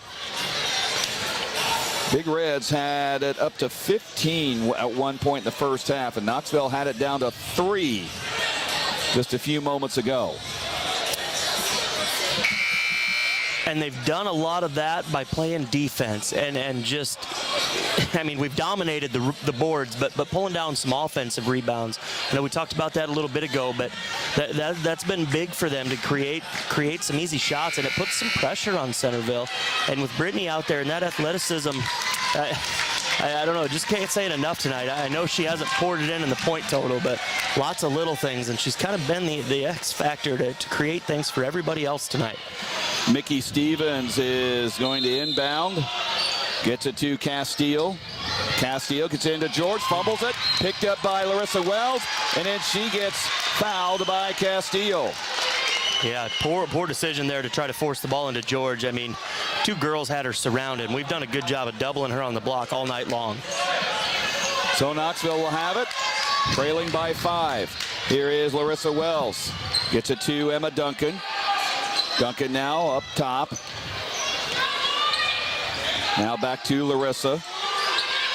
Larissa now, top of the key, throws it to Emma. Emma lobs it, and again out of bounds. They're wanting to do, you know, the side to side, throw it over the top, but they're throwing it way over the top. Yeah, trying to skip from up high to the opposite block. That's just not a pass the 1-3-1's going to give you very often. Here is George with the ball. She'll get it to Castile on the right side baseline. Gets it to Peterson, puts a shot up way off the mark. Rebound to Abby Drew, out to Mickey Stevens. Stevens drives in, puts a shot up and in. And Hannah Duncan was slow to get up there. It's now a 7-point lead again.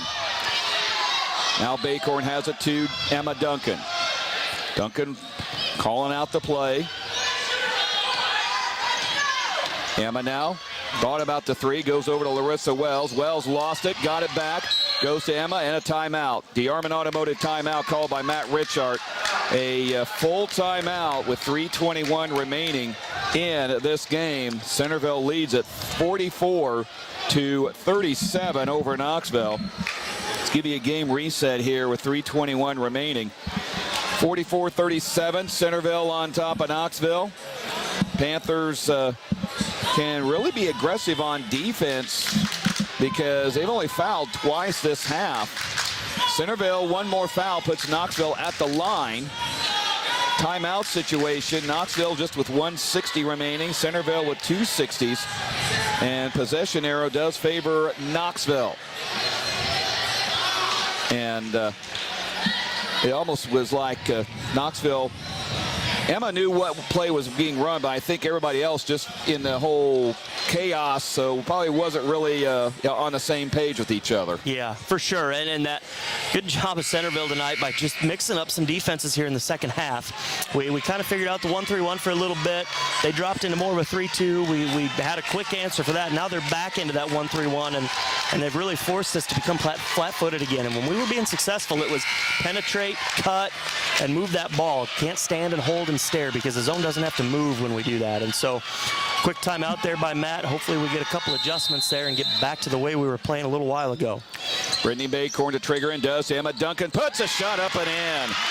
Emma has 13 points, cuts the lead down to 5, 44-39. Castile on the other end with it to Mickey Stevens, left side. Mickey Stevens lobs it over the head of Rachel Peterson and out of bounds. Centerville's kind of forced some passes to the post here in this fourth quarter. And if you're Centerville, maybe start taking some time off the clock here. I mean, I know you got a 5-point lead, but still, you know. No reason to force the ball for sure. Keep reversing that thing.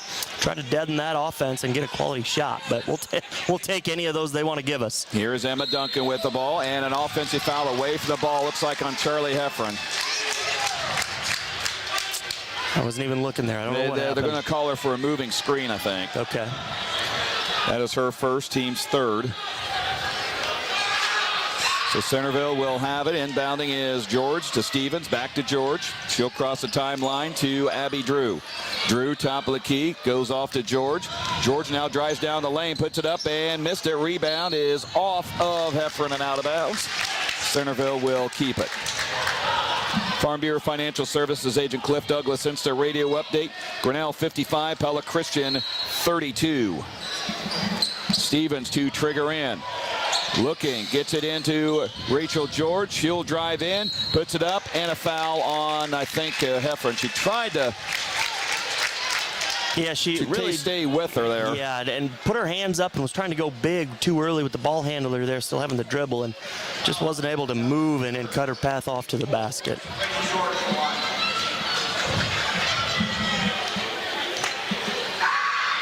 They called that on Emma. Oh. Okay. Must have, I was not, didn't see that. Yeah, I did not see that either. George makes the free throw. And second one on the way, that's also good. 12 points for Rachel George, 46-39. And here comes Emma Duncan with the ball across midcourt. Goes to Anna Butel. Butel outside to Baycorn. Baycorn nearly it is stolen away by Castile, just dumped in the passing lane. Castile on the left side to Mickey Stevens, and a foul on Brittany Baycorn. That's number 4 on her, or 3 on her actually. Yeah, I know we're trying to get ourselves close to the bonus, but we probably need somebody other than Brittany to come commit that foul. Abby Drew to throw it in, gets it to Mickey Stevens.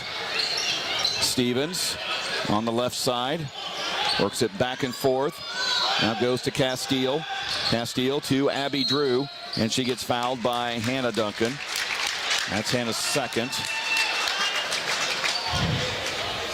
That's a 6 on Knoxville.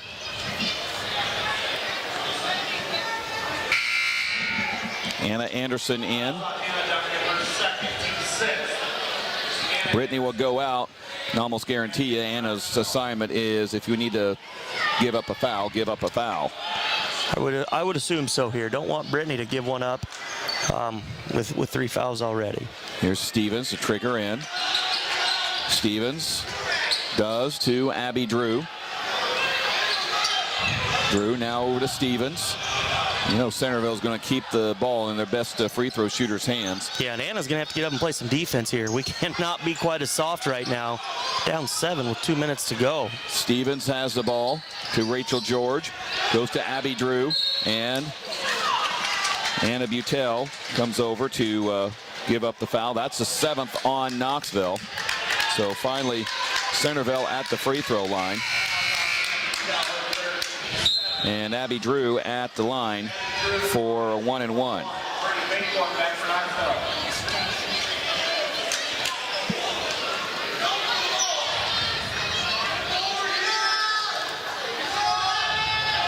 First free throw is short, and rebound to Knoxville.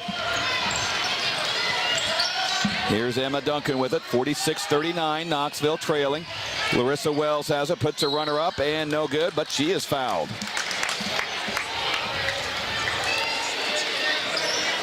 So that'll be free throws for Knoxville from here on out. And that is on Allison Castile. That is her 4th. Team's 7th. So at the line is Larissa Wells. First one on the way. She misses that one. Was a 2-shot foul, apparently.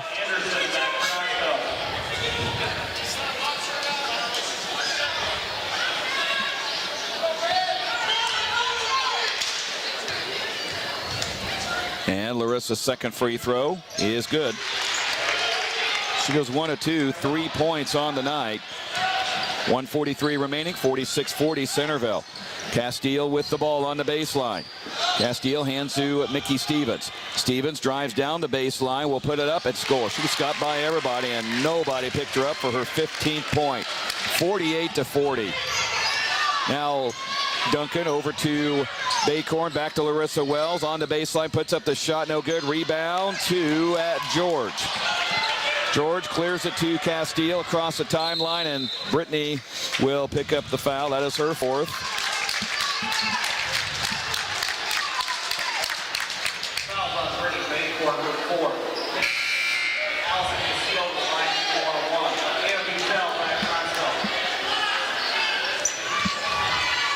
Anna Butel back in, and Castile at the free throw line.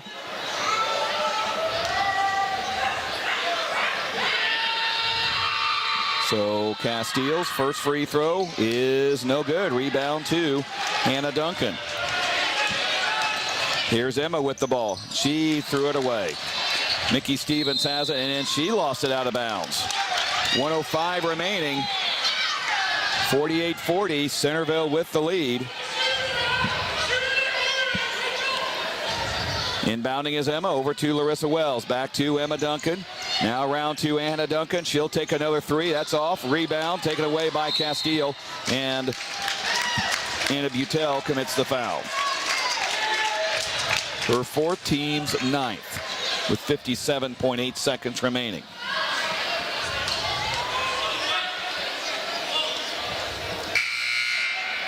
And Castile will be at the free throw line.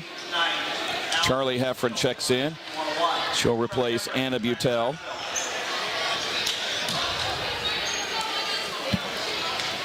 And Castile's first free throw. She's actually missed 2 of her last 3, and now 3 of her last 4. Here's Hannah Duncan with it across midcourt. Hannah drives in, loses it out of bounds, but it was knocked away from her with 50.7 seconds remaining. Baycorn on the first L of Knoxville. Lobs it to Charlie Heffron, knocked away, picked up by Charlie, out to Larissa, over to Hannah, or to Emma Duncan. Emma gets it to Brittany Baycorn, out to Hannah, another 3 try, around no good, rebound taken away by Rachel George, and Emma Duncan commits the foul. That's her 2nd, team's 10th, with 38.2 seconds remaining.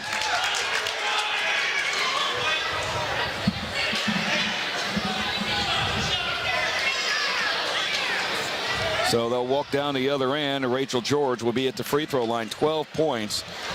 She's got 12, Mickey Stevens 15. We said if they get up to their average, it's going to be tough for Knoxville, and it indeed was, as George makes her 13th point. 28 of their 49 points are with 2 girls. Second one on the way, it's good. 14 for Rachel George, 50-40. Now here's Emma Duncan, top of the key. Goes to Hannah, right side. Gets it knocked out of bounds, and Mickey Stevens commits her 2nd foul. Team's 8th.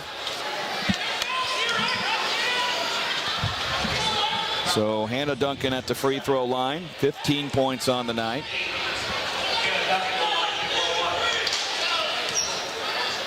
And the first one on the way is no good. Rebound to Peterson, and Brittany Baycorn just fouled out of the game.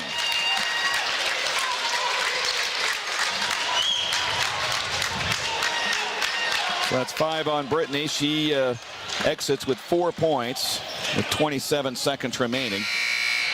Farm Bureau Financial Services agent Cliff Douglas, Instant Radio Update. Pleasantville defeats Woodward Granger 59-32. Pella defeats Newton 55-23. Grinnell over Pella Christian 55-32. Perry, that's probably the most surprising score, beats PCM 40-33. Twin Cedars off to the finals of the Bluegrass Conference Tournament, 47-45 over Diagonal. Dallas Center Grimes over Indianola, 48-26. And Norwalk, no trouble with Oskaloosa, 65-39. I cannot believe Knoxville lost to that team. They've only won like 4 games all season. Yeah, not a loss you would have expected us to probably have.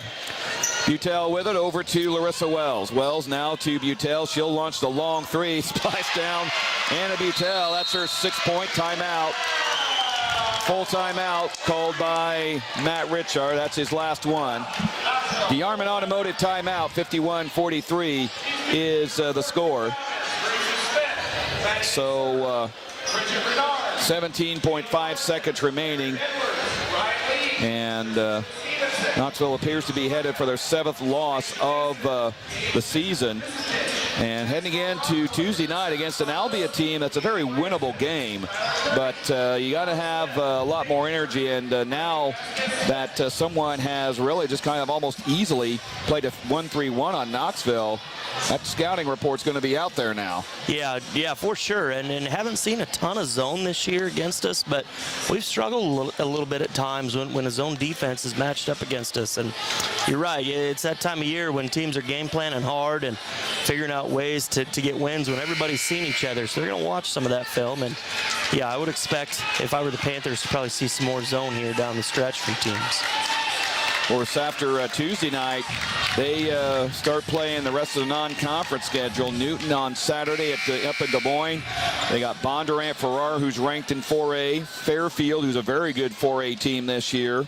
Martinsdale St. Mary's, who's a very good 1A team. And, of course, the regional matchup, which we will probably know next Friday. Here is Mickey Stevens, gets fouled. One of the Duncan sisters, either Hannah or Emma. Going to go on Hannah, and it's her 3rd. Foul is on Hannah Duncan, her 3rd. And at the line is Mickey Stevens. 2 shots for her. First one on the way, and she rolls it in. 16 for Mickey Stevens tonight. Centerville conceding the rebound if there is one. Stevens' second shot is off and no good. Charlie Heffron gets the rebound. Emma Duncan pushes it up. Duncan now drives inside, and she loses it. Picked up by Abby Drew to Mickey Stevens. And Knoxville will create a tie-up with 1 second remaining. It'll go to Knoxville on the possession turn.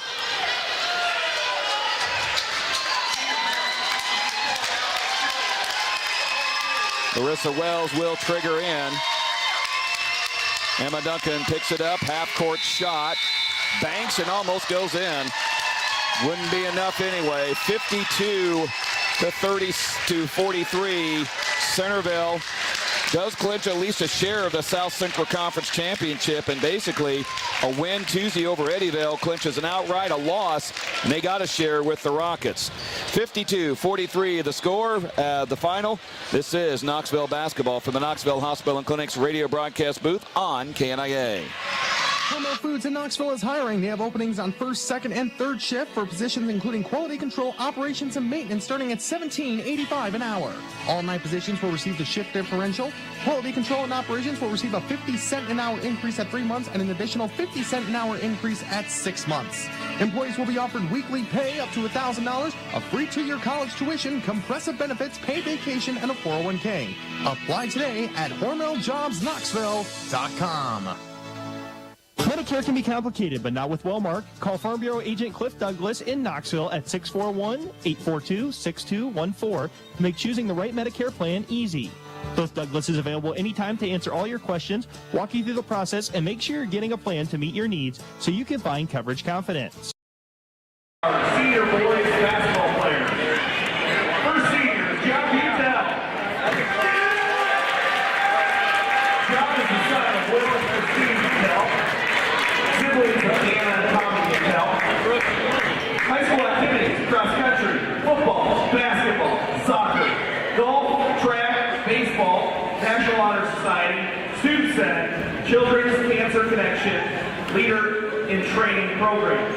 His future plans are to attend the University of Notre Dame and major in computer science. Senior, John Udell.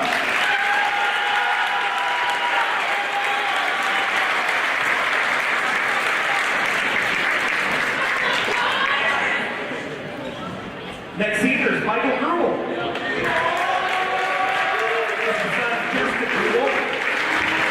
Sister Autumn.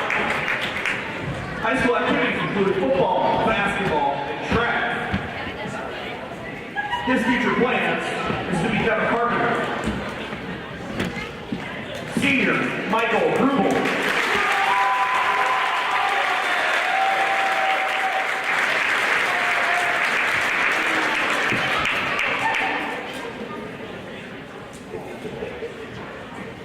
Next senior, Tyler Kirby.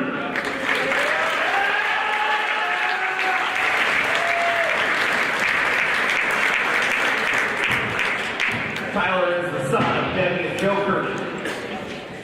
Siblings, Peyton and Ashley Kirby. His high school activities include soccer, track, basketball, football, and cross country. His future plans are to attend Iowa State University to major in software engineering. Senior Tyler Kirby.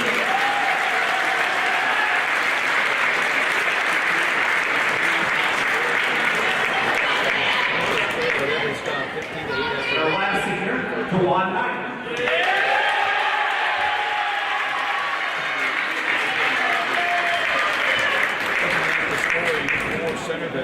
He's the son of the late Rosalind Knight. He's escorted by Julia Schrader.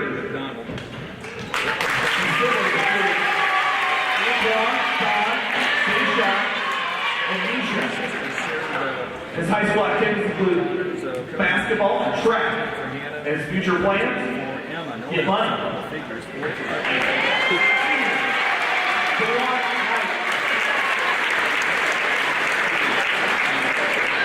Give up one more round of applause for our 2021 senior basketball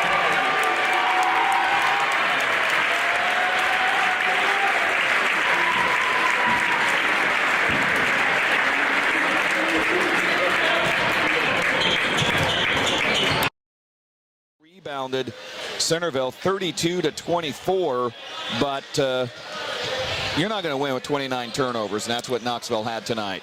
Yeah, the turnover bug really bit us, and it really hurt us. And for a little bit, it looked like we might overcome that, but we just continued to throw the ball away down the stretch. And that's 29 shots that you don't get to take.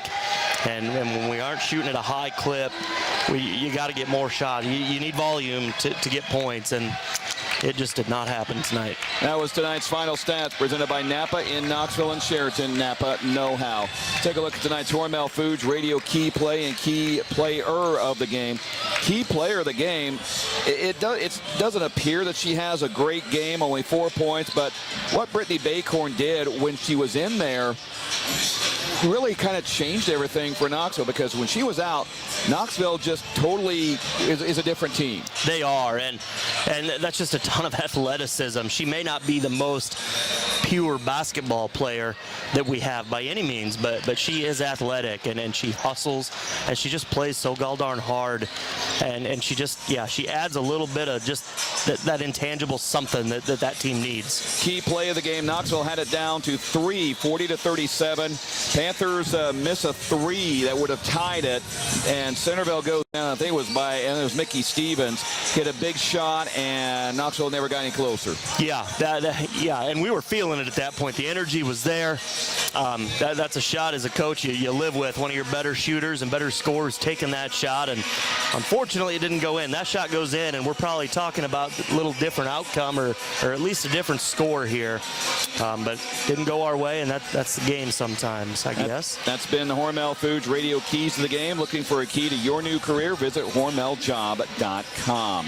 When we come back, we'll talk boys basketball. This has been the Knoxville Farm and Home Radio postgame show. Knoxville Farm and Home, what a farm and home store should look like. Boys basketball coming up next. You're listening to Knoxville Basketball on the Knoxville Hospital and Clinics radio broadcast booth on KNIA. At Sundance Realty in Knoxville, we do more than sell homes. We make dreams come true. I'm Ryan Roberts, and when you select Sundance, when it's time to buy or sell, you're more than a client. We want to be your partner. When selling your home, our staff will look at your property with you and give you suggestions and tips on things you can do to make it more sellable. When buying a home, we take the time to find out your needs now and in the future, and then work with you to match you with the home that fits you and your family. So whether it's buying your first home or selling to upgrade or downsize, the staff at Sundance will be more than willing to help you than anyone else. It's what we do, and we do it best. Stop in and meet our staff, ask questions, and put us to the test. I think you'll be very pleased. Remember, at Sundance, we have more buyers than homes for sale, so if you've been thinking about selling, your home may be worth more than ever.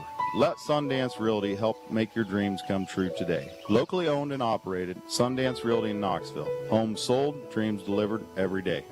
Hi, I'm Samantha Ollinger, and one of my favorite things to do is to help health insurance clients here at McKay Group. At McKay Group, we have a lot of choices so we can make sure you have the right health insurance plan from the right carrier and at a price that's affordable to you. And when something goes wrong, we're right here to take care of things. We treat you like a neighbor and a friend because that's what you are, a neighbor and a friend to McKay Group. I have worked at McKay Group for about 6 years now, and I love it. I love getting to help others in the local community. If you want to talk to me or one of my other people I work with, just pick up the phone and call McKay Group, 641-842-2135. Good day. Like it or not, winter's on its way, and in its months of cold, snow, and ice, Knoxville Farm and Home can get you ready at home or on the job with a great selection of ice melt, sand tubes, gloves, shovels, and all that warm weather gear you need. Make this winter easier on yourself with a new Husqvarna snow thrower. We also feature Carhartt apparel in all sizes and styles that will make you and your family ready for winter has in store. Whether it's for farm or for home, Knoxville Farm and Home has got you covered. Farm and Home, what a farm store should be. Here at the Knoxville Hospital and Clinic's radio broadcast booth, this is the Cunningham Financial Services radio pregame show. Cunningham Financial Service, Joe Cunningham, investment advisor, Knoxville native, Knoxville committed, Knoxville strong. Knoxville coming in at 3-11 on the season, 3-7 in South Central Conference play. Centerville not much better, 3-14 and 3-7 in conference play. Trent, this is two teams that have just struggled all season long, but January 4th down at Centerville might have been one of the greatest shooting nights I've ever seen a high school team have. Panthers had a season high that night of 55%, 42% from the three-point line. They came up with 21 assists, only 9 turnovers, kind of Gabe Clark's coming out party, if you will, and rolled up 86 points in that game and won 86-69. Are they going to duplicate that tonight? Well, you'd love to see some more of that from the Panthers, shooting the ball at a high level, and a ton of that came kind of, I think, late third quarter and into that fourth quarter, and we blew that sucker open. But the big thing that stood out to me that I heard you say, there's 21 assists, and we've talked about that some, and in this team and the sharing of the ball, and as the ball gets shared, the points and the shooting percentage goes up. And would we love to shoot 55%? Yes, you can't count on that probably often, and this team, we've struggled to shoot the ball a little bit this year, and but if we continue to share that thing and just play unselfish basketball, good things happen. What do we have, 4 guys in double figures that night maybe? And yeah, at least 3. Gabe Clark had 20, Jay Keller 18, Landon Norris had 17. Here's a staggering stat. Knoxville outscored Centerville from three-point range 45-9 that night. 15 threes, 15 splash downs. That's over 50% of our offense there, and most games we probably shoot enough to make that many. We just have not made them this year. And when things go right, we're creating for each other, and that inside out, kick out 3 is the best shot you can get. And so we just need more of that, and some of that just probably involves playing through Jack a little bit more.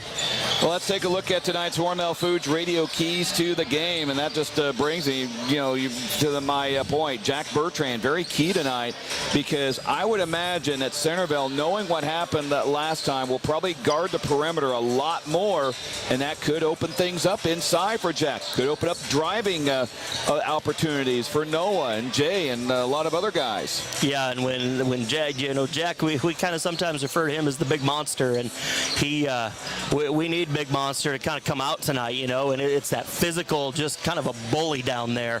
And when he's doing that, you can kind of see it. He's got a little bit of swag to him, and if we can do that and create some shots and get him in the bucket a couple times early and get his confidence going, he's just a whole different animal, and that makes everything flow for everybody. That's been our Hormel Foods Radio Keys of the Game. Looking for a key to your new career? Visit HormelJob.com. One more back after this. You're listening to the Cunningham Financial Services Radio Pregame Show on 95.3 KNIA. Are you in on it? I'm in on it. Yep, I'm definitely in on it. Just got in on it last week. Yeah, took us by surprise, but we're definitely in on it now. The it these people are in on is the surprisingly great rates for auto insurance from State Farm. Can I get in on it? Absolutely. Just contact your local State Farm agent today, and you can get in on some surprisingly great rates too. Like a good neighbor, State Farm is there. Call me, Jay Olson, here at State Farm, 842-2161. Now that the cold weather is here, how is your furnace holding up? If the answer is not so well, then maybe it's time to call Van Haften Plumbing and Heating. They're a Dave Lennox premier dealer, and they're NATE certified, which means that they're up to date on the latest solutions in the industry. So call Van Haften's today in Pella or Knoxville and set up a time to have your furnace inspected. They'll ensure it's running at max.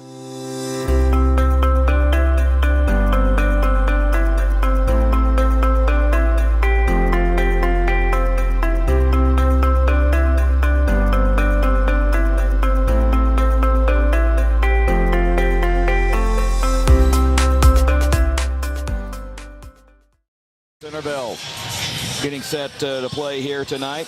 Now, we talked about this back on January 4th. Centerville's going to want to slow things down. They do not want the game to be in the 70s or 80s. They want to keep this thing down into the 40s, 50s, maybe low 60s. But if it gets any higher, they're in trouble, I think. Yeah, I think so too. And they just have not probably put up a ton of points this year. They've struggled a little bit. You look out there, and there's some athletic-looking kids, and definitely not a game that Knoxville just has in the bank based on what happened last time by any means. Yeah, we're gonna need a good effort all the way around. But for us too, if we're playing a game in the 40s and 50s, that means we're playing pretty good defense, and we struggled there a little bit this year. So we might take that too. 69 was their highest point total, but that was in the Knoxville game.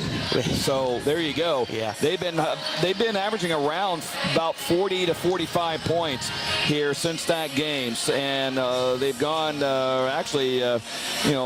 reasonably well, 2-4 in that game. They beat Sheraton, which everybody's been beat Sheraton. They did get a victory over Davis County though, 47-44 a couple of weeks ago. So we'll see if that stays in. That's been look at Sheraton or Centerville's defense there. Knoxville, let's give you some of the scores from around the area in the Marion County Bank radio scoreboard as Centerville defeats Knoxville 52-43 in girls play. All of our girls scores are in except for one, as Melcher Dallas and Moulton Udell. We're still waiting on that one. Pella defeats Newton 55-23. Grinnell over Pella Christian by a score of 55-32. Woodward Granger over Pleasantville 59-32. It was Perry over PCM 40-33. Twin Cedars advances to the Bluegrass Conference Finals 47-45 over Diagonal. Dallas Center Grimes over Indianola 48-26, and Norwalk beats Oskaloosa 65-39.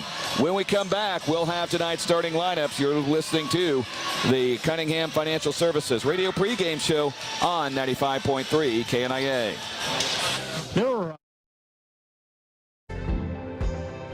Knoxville is an incredible place to be, and you're well aware of that. We are too. This is why we choose to live here, work here, raise our families here, and support this amazing community. Because what's important to you is important to us. We are Carrie Garcia, Matt Kissinger, and Adam Norris. And we choose Knoxville.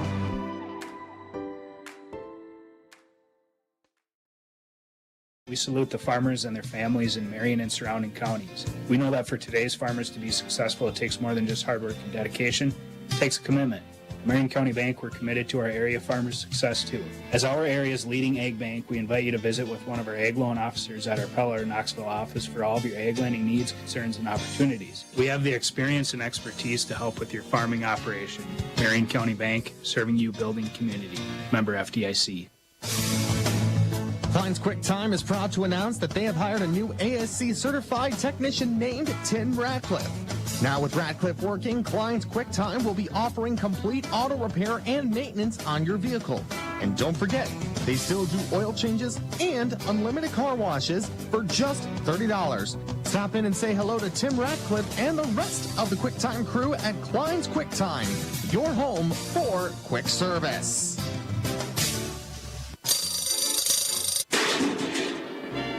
Start your day off right. Come downtown. Hi, this is Heidi at Downtown Diner. We are open Tuesday through Sunday, 7 a.m. to 1 p.m., offering affordable meals with generous portions. Need a burger at 7 a.m. or a Big Boom breakfast at noon? No problem. Our entire menu is open for dine-in or carry-out. Give us a call, 641-828-2050 for carry-out, or come see us at 119 West Main Street for dine-in. Be sure to follow us on Facebook for daily specials. We look forward to serving you. Back here at Knoxville High School on Cunningham Financial Services radio pregame show. Let's take a look at some Farm Bureau Financial Services agent Cliff Douglas instant radio updates. Halftime score.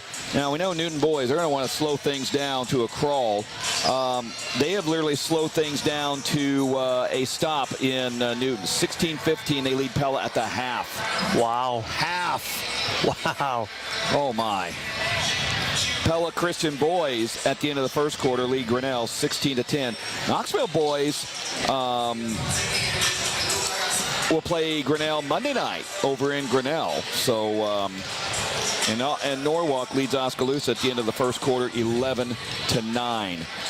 Interesting too, Trent, how does Knoxville come out? They were very flat against Eddyville-Blakesburg on Tuesday. I think a lot of that Eddyville size and athleticism, I don't know, intimidated them, but Eddyville had the upper hand from the word go on Tuesday night. Yeah, it was that one was pretty ugly, to be honest, and I think Coach Pearson would probably tell you the same thing in so many words. And yeah, it's all about what sort of energy level and what team's going to come out here at the tip, and it's about sharing the ball. You know, if I remember right, we didn't score much anyway, but then you look down and Gabe didn't have much of anything. I think Noah had one, and you know, that's when we've been successful. You know, Noah's really stepped up and put the ball in the basket some beyond just kind of playing on the defensive end of the floor, and we can't have him disappear in games, and so he's going to have to step up and continue to score a little bit more, and continue to create, and we need more of that from Landon when he's running the point as well, creating for his teammates, and got to get that on track tonight early. Well, let's take a look at tonight's starting lineup presented by Chasing Dreams Tattoos. For Centerville at 3-14 on the season, 3-7 in South Central Conference play, coached by Tom Hill. They'll go like this: Isaac Bird, a 6'1 senior; Brody Tuttle, a 5'11 junior; Alejandro Alavardo. Now, we didn't get to see this guy down in Centerville. Apparently, he was not there that night. I don't know if sick or injured or what, but he was not even at the facility. So it'll be interesting to see what kind of dynamic he brings to the team. Sure. Ryan Sinnott, a 6'5 sophomore, and Connor Stevens, a 6' sophomore. For Knoxville, under Coach Troy Pearson, 3-11 on the season, 3-7 in South Central Conference play. He will go with a different lineup. Senior night tonight, so he's going to start the seniors who don't normally get their names called pregame. Noah Keefer, 6'2 sophomore. Landon Norris, a 6' freshman. Mike Grubel will get a start tonight, 5'10 freshman. Also Tyler Carney, a 6'2 senior. And John Butel gets a start at 6'2 senior. Of course, they'll play about the first minute or so of the game, and then the usual guys will come in. But, you know, that's kind of a tradition of a lot of coaches, starting the seniors that don't normally get the starting job, let them start on their senior night. Absolutely. That's been tonight's starting lineups presented by Chasing Dreams Tattoos. If you can think it, they can ink it. This has been the Cunningham Financial Services Radio Post pregame show. Cunningham Financial Service, Joe Cunningham, investment advisor, Knoxville native, Knoxville committed, Knoxville strong. We'll have the tip next. You're listening to Knoxville Basketball from Knoxville Hospital and Clinic's radio broadcast booth on KNIA. The Hy-Vee branded QR code using the Hy-Vee H logo is a great place to go to find all the deals at your local Hy-Vee store. If you're not using it, you're missing out. And nowadays, QR codes are really easy to use. You don't need a special app, just follow these easy instructions. Open the camera on your smartphone, aim it at the H QR code, tap the link that pops up, and get all the great Hy-Vee deals. You can do it when the H pops up on your TV, or when you see it in the paper, or when you're shopping in the store. Use the H QR code for great deals at your local Hy-Vee. It's the most wonderful time of the year, and Raceway Tire and Exhaust couldn't be happier that it's here. In Knoxville, our highly trained auto experts are reflecting back on 2021 and looking forward to the year to come. From all of us here at Raceway Tire and Exhaust, thank you for choosing us to be your auto service provider. We appreciate your business and look forward to serving you again in 2022. From our family to yours, have a safe and happy new year. Raceway Tire and Exhaust. We got what you need to get you on the go.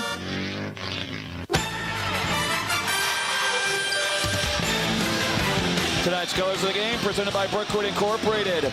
Centerville black with red and white trim. Knoxville white with gold and black trim. Tonight's colors of the game presented by Brookwood Incorporated, your premier Lennox dealer, serving Knoxville, Newton, Grinnell, and all the surrounding communities. Tonight's opening tip brought to you by Dutchville Supply and Pella, your locally owned lumberyard and building material supplier.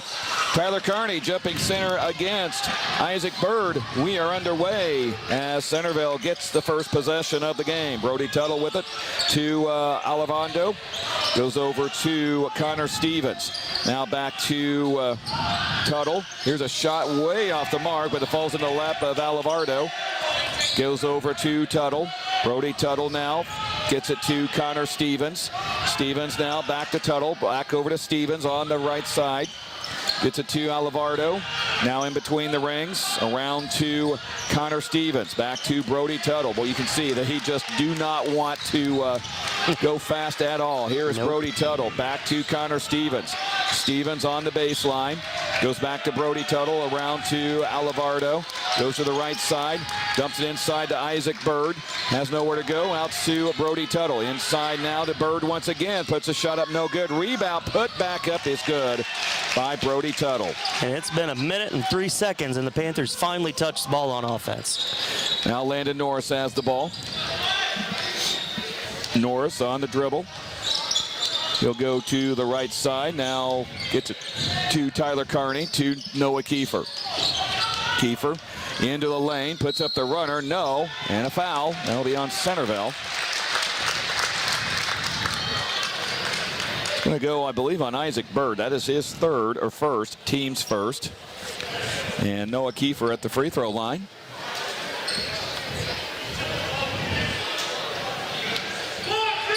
And he'll have 2 coming up. First one on the way is a rounded off. That's kind of hit the rim and died right there. Yeah, not much of give there or bounce there at all. Second one for Noah Keefer. On the way, and he missed them both. Goodness. So Centerville has the board.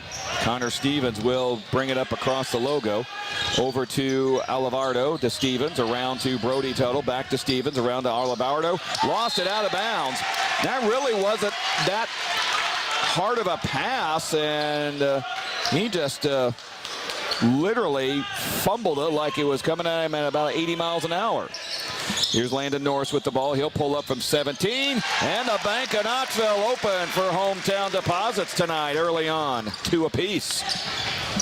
6:09 remaining. Here's Brody Tuttle inside to Sinnott. Sinnott turnaround shot is no good. And a rebound to Landis. Norris with the ball. Gets it to Tyler Carney. Fumbles it right in the hands of John Butel. Butel now gets it kicked away, and it'll reset to Knoxville.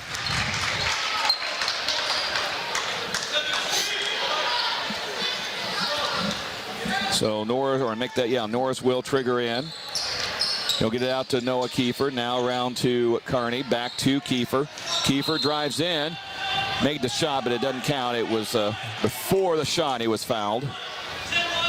It's going to go on Alivardo. That is his first, team second. And Landon Norris will trigger it in. Here is Keefer with a three, no good. Rebound to Centerville. Down court to Isaac Bird.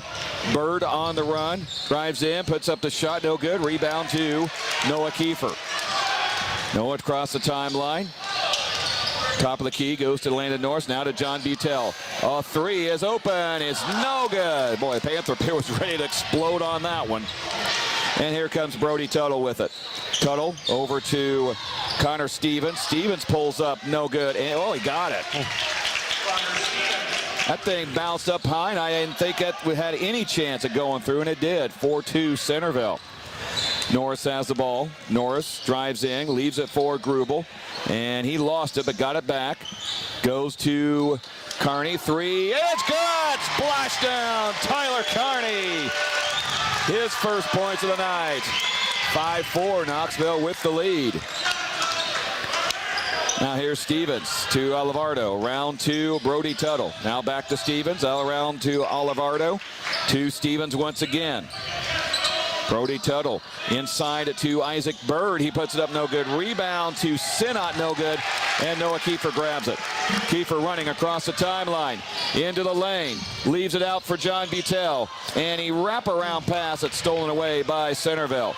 Brody Tuttle with it on the run. Tuttle into the lane. Puts it up and no good. Rebound to Landon Norris. Norris quickly down court across midcourt. Norris will slow it down. We'll get it out to Carney on the baseline. Out to Butel to Norris. Inside to Grubel. Turnaround shot is good. Mike Grubel, his first two. Makes it 7-4. Now here's Connor Stevens with it. Stevens at the logo. 3:55 remaining in the first quarter. 7-4 Knoxville. Alivardo with it. Up top to Brody Tuttle. Tuttle one dribble, bowls over to Alivardo on the left side. Back to Connor Stevens. Stevens around to Brody Tuttle. Tuttle flies it over to Connor Stevens on the left side. Back to Brody Tuttle. Around to Alivardo. He'll take the three. Way off the mark, but the rebound comes down into the hands of Sinnott. Puts it into Bird. He scores in a foul. This team is going to struggle next year with the shot clock. Oh, yeah. Holy cow. My. Foul went on Landon Norris. That is his first, team's first. And now the Normal starters, Jack Bertrand, Gabe Clark, and Jay Keller come in. And I'll tell you what, it's not like we're doing anything spectacular defensively. No. It's just stand and hold. Bird at the free throw line. Up, and he got it. 3 points for Isaac Bird. Ties the game at 7. Landon Norris across the timeline. Top of the key. And he gets fouled by, I believe, Alivardo. That is his second. Team's third. And, yeah, and you know, I wonder if Centerville is playing this way out of necessity. Last year, they really tried slowing it down last year as well. Yeah.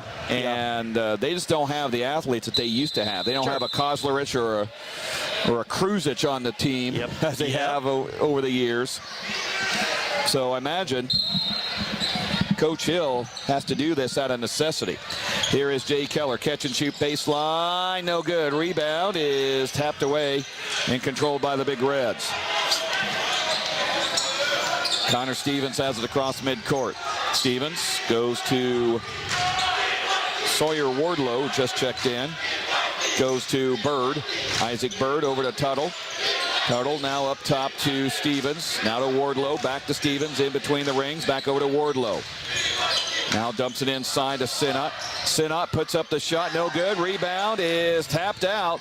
And it will be controlled by Centerville. And that's an over and back out. That was never controlled by Knoxville. So the Panthers will get it.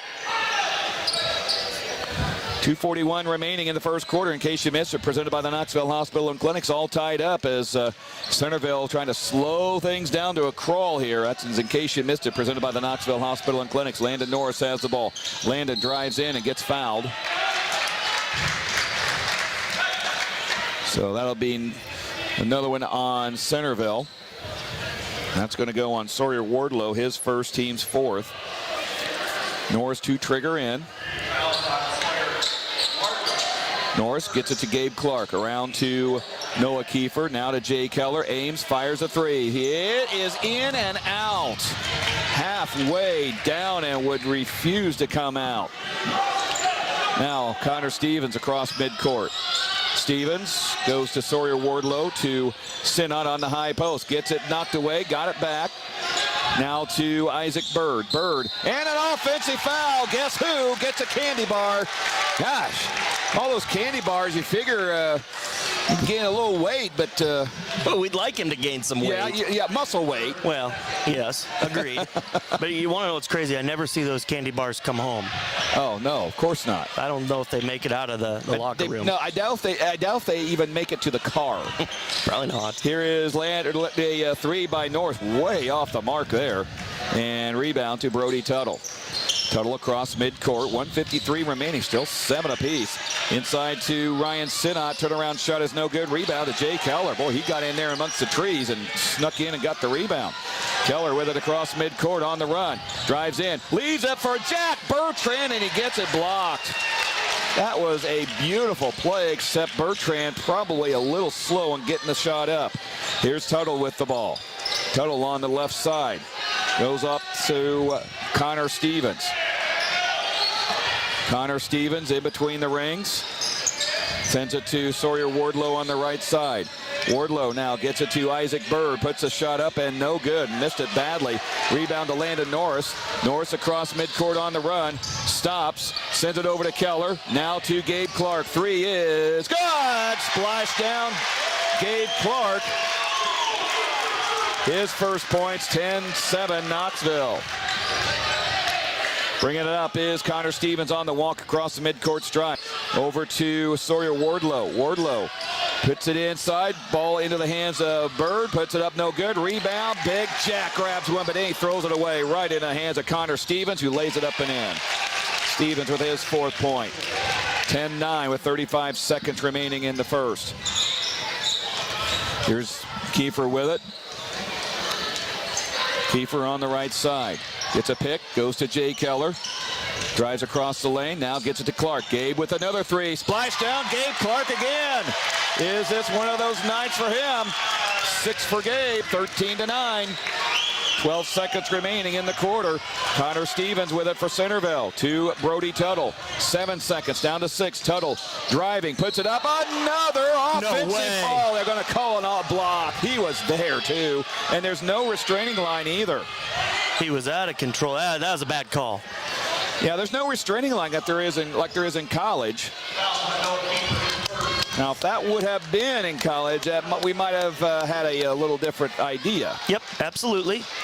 It established ourselves on defense, and shoulder was lowered up, dang near falling to the ground, and she wasn't in great position either. It was just a bad call. And Coach Troy Pearson is chatting with the official about that. Tuttle's free throw is good. He's got 3 points, 13-10. And he'll have another opportunity with 4.1 seconds remaining. On the way. He got that one to roll in. 4 points for Brody Tuttle. Here's Landon Norris with the ball. 3 seconds, 2 seconds, cross the timeline, shoots from 40 feet, and it's short. And that's the end of the first quarter. 13-11, Knoxville with the lead over Centerville. This is Knoxville basketball from the Knoxville Hospital and Clinics radio broadcast booth on KNIA. Our patient census is always changing. Our patients' problems are always changing. The needs of our community are always evolving. With that, there obviously needs to be improvements in our emergency department so we can meet those demands of our patients.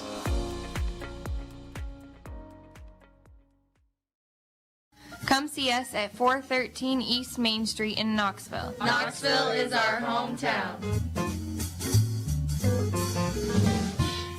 Hi, I'm Joe Cunningham with Cunningham Financial Services. I have over 26 years experience helping people like you reach their financial goals. We offer personalized planning tailored to your needs. Give me a call at 828-6173 or stop by at 305 East Main in Knoxville. Cunningham Financial Services, your retirement headquarters. Securities offered through Securities America Inc., member FINRA SIPC. Advisory services offered through U.S. Advisors Wealth Management, Cunningham Financial Services, U.S. Advisors, and Securities America companies are separate entities.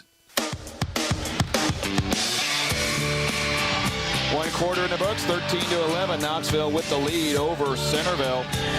Farm Bureau Financial Services agent Cliff Douglas into the radio update. Indianola 39, Dallas at Grimes 21 at halftime. Wow. Don't see that. Yeah. That's a surprising score by the score, not who's leading. Knoxville with the ball. Here's Landon Norris driving hard to the basket and makes it go in for his fourth point of the night. 15-11. Now with it is Alivardo. Alivardo cross to Brody Tuttle. Back to Alivardo. Working on the left side. Goes towards the baseline. Now throws it off to Stevens. Stevens a long three. No good. And Tuttle with the rebound. Goes back to Connor Stevens on the right side. Stevens works it up top. Goes over to Tuttle. He'll take the three ball and get it. Brody Tuttle has 7 of their 14 points. Landon Norris now has it for Knoxville. Top of the key. Goes to Gabe Clark. Clark around to Jay Keller. Around to Noah Keefer on the right side. Back to Gabe Clark. Still working on that right side. Hands it back to Noah. Drives into lane. Puts a shot up high off the backboard. No good. And Centerville gets the ball. With it is Brody Tuttle. Goes to Alivardo. Alivardo on the right side towards the baseline. Wrap around to Brody Tuttle. Tuttle gets it to Connor Stevens. Stevens now to Alivardo. Alivardo towards the baseline. And he falls down, and a foul on Jack Bertrand. That'll be Jack's first, team's third. Jack hardly even touched the guy. No, another questionable one there. 2 in a row from that same official, and not sure. I guess our vantage point must be different. Brody Tuttle gets it into Daniel George. Now over to Alivardo. Backs it over to Connor Stevens. Stevens in between the rings. Then inside to Ryan Sinnott. Sinnott goes to Alivardo, around to Connor Stevens. Now to George. He'll take one from the high post and gets it, and Centerville has the lead. That's the first 2 for Daniel George. 16-15. Landon Norris on the high post. Gets it knocked away. Picked up by Centerville.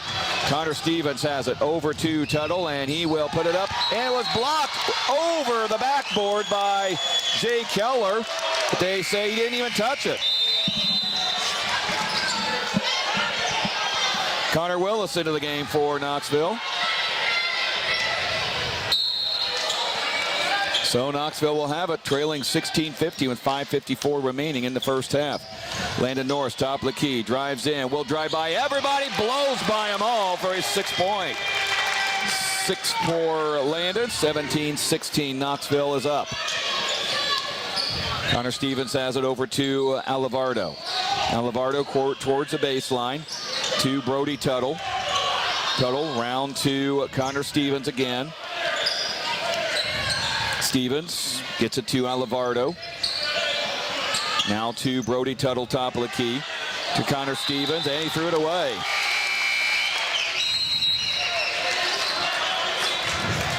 And the Panther pit kind of being that the artificial shot clock started to count down. Getting bored with some of that offense out there, I think. The Armin Automotive timeout called by Troy Pearson. 5:20 remaining in the first half. 17-16. Knoxville with the lead over Centerville. And, boy, Centerville, the way they play, it's a wonder. They are in games because they slow the game down and they bring it down to their level. Last year, I remember Knoxville finally drew away from them later in the game, but I think it was about this score at halftime. Yeah, they do a very good job of that and deadening the game by ball movement and just that kind of that slow, methodical offense that it really sometimes makes the other team impatient when they go down on offense, and we've got to continue to stay patient, make good decisions. Here is Jay Keller. 3 is splashdown. Jay Keller, his first points. 20-16. That was a set play out of bounds for sure. Here's Connor Stevens to Alivardo. Alivardo now gets it to Brody Tuttle. He directs traffic. Alivardo sends it to Connor Stevens. Stevens now will reset up top of the key over to Brody Tuttle. Tuttle now to Alivardo. Sends it over to Daniel George. We'll make that Connor Stevens. Throws it to Tuttle once again. And a double dribble, yep. Brody Tuttle put it on his hip and took another dribble. Panther Pit being rather smart aleck there. They were saying dribble every time they dribble past, every time they passed. Nice to see them engaged in the ball game. Just brings a whole nother kind of level to the atmosphere. The kids across the way are feeling it tonight. Landon Norris has the ball. Norris at the top of the key. Goes to Noah Keefer. 3 is on the way. It is no good. It was a long 2. Missed it. And Centerville has the board. Here is Connor Stevens. Stevens works it around to Brody Tuttle. Now to Stevens. Stevens holding. Gets it over to Wardlow. Inside to Brody Tuttle. Now back to Stevens. Now to Alivardo. And he'll hand it back to Connor Stevens. Stevens over to Brody Tuttle. Tuttle now to George. Daniel George to Connor Stevens on the baseline. Dribbles through. Intercepted by Connor Willis. Willis going the other way. Down court to Landon Norris. Lays it up and in. Connor Willis with the assist. Landon Norris with points 7 and 8. That was a beautiful pass by Connor. Keep the cornrows, Connor. Absolutely. Here's Brody Tuttle with it over to Connor Stevens. Stevens on the right side. Goes back up top to Alivardo in between the rings. Now to Connor Stevens. Back over to Alivardo. Now to Stevens once again. Back to Alivardo. Alivardo goes over to Daniel George. Inside to Ryan Sinnott. Puts it up, missed it. And the rebound, or the foul, goes on Knoxville. Carson Udemark gets called for that one. Team's fourth at the line is Ryan Sinnott. And one thing Centerville is trying to do, they are trying, it's kind of reminds you of that old Princeton offense. Yeah, it does, doesn't it? Sinnott makes a free throw. Even with a shot clock, Princeton would have games in the 40s still. I remember the night they beat UCLA in the NCAA tournament first round, I believe 1996. Pete Carrill was still coaching. I think the final score is 46-44. Wow. With a shot clock. You don't see that often, especially at the Division I level ever. But that's their style. Yeah, and they still played even years after Petey Carrill is long since retired. Missed a shot on the second free throw. And Knoxville has it, but then a steal by Brody Tuttle. He will lay it up, no good. Rebound taken away by Brody Tuttle. Puts it up and in. 9 points for Brody Tuttle. Closes the gap to 22-19. Here's Landon Norris. Fires up a 3. It's no good. Rebound taken away by Centerville. Connor Stevens will now bring it up across midcourt. And he overthrows Ryan Sinnott. Sinnott is 6'5". He needed to be about 6'10" to bring that one down. That one was a tall glass of water for sure. Here comes Landon Norris across midcourt. Landon goes left side, now top of the key to Gabe Clark. Ames, fires a 3. It's off the mark. Rebound to Centerville. Tuttle now has it. Down court to Connor Stevens. Back to Tuttle. Tuttle in between the rings, directing traffic. Goes back over to Connor Stevens. Back to Tuttle. He's working the right side now. Over to Stevens' left side. Now back to Alivardo. Make that Bird. Isaac Bird on the baseline. Drives in, puts up the shot, blocked, and recycled by Noah Keefer. And then ball still loose. And it goes out of bounds. It will belong to Centerville. Nope. Knoxville. Official pointed towards Centerville. Yeah, I'm not sure what. And then unless the other official came over to correct him. I don't know. Don't know. 2:02 remaining in the first half. 22-19. Stay tuned for the People's Bank Radio halftime show. Landon Norris to Gabe Clark. 3 on the way again. That's way short. Rebound to Centerville. Stevens now across midcourt. Connor Stevens over to Alivardo. Alivardo now throws it off to Stevens. Now the Tuttle once again. Back to Connor Stevens. Back over to Tuttle. Tuttle on the baseline. Hook pass inside to Bird. Bird lays it in. Isaac Bird with his 5th point. 22-21. Keefer has the ball. Top of the key. An offensive foul away from the ball. Going to go on Landon Norris. We've looked ugly here on offense. Ball is not moving. Just not very good decisions here right now by the Panthers to really rush shots, and that's Centerville patience on the other end. And it's like sometimes teams feel like they got to come down and rush to score to push that point total, and we're just some poor decisions here to put up quick shots, and they're not quality. Connor Stevens to Brody Tuttle. Back to Connor Stevens. Now to Tuttle. Over around to Alivardo, to Isaac Bird. Back to Alivardo. Alivardo gets it to Connor Stevens. He'll take a 3 in and out. Rebound taken away by Jack Bertrand, and he gets tied up. It will stay with Centerville. Centerville's just kind of out hustling Knoxville too at some points. Yes, they are. Tuttle now inbounding. He looks. He'll lob it in to Isaac Bird. Bird takes it back to the basket, gets it knocked away, got it back out to Tuttle, and at travel. He tried to do this James Harden double step back. You might be able to get away with that in the NBA. You're not getting away with that in high school. Yeah, definitely not. And he might have even taken a couple more steps than James usually does when he travels and it doesn't get called. James just called. He said that's traveling. Here is Noah Keefer with it. Keefer with 41 seconds remaining in the first half. He'll get it to Gabe Clark. Clark now top of the key. Into back to Keefer. Keefer down the lane, loses it, picked up by Jack Bertrand, and he'll get it out to Gabe Clark. Clark baseline, puts it up and could not get it. Rebound, and that's a foul on Jack Bertrand. That's his 2nd. Team 6th. So I was saying white ball, so obviously it's not a foul on Bertrand.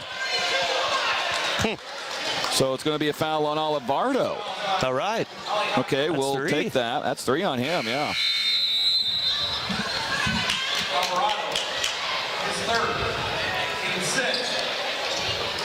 You know, that's why I think they should go back to pointing at the player and walking directly over to them. Absolutely.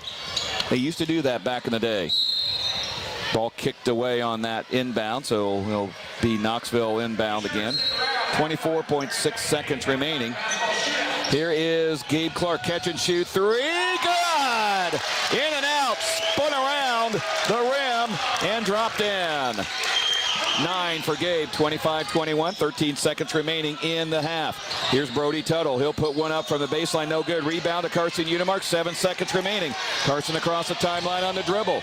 Carson looks around, throws it across, intercepted by Isaac Bird, and that'll be the halftime. 25-21, Knoxville with the lead over Centerville at the halftime break. This is Knoxville basketball for the Knoxville Hospital and Clinics radio broadcast booth on KNIA.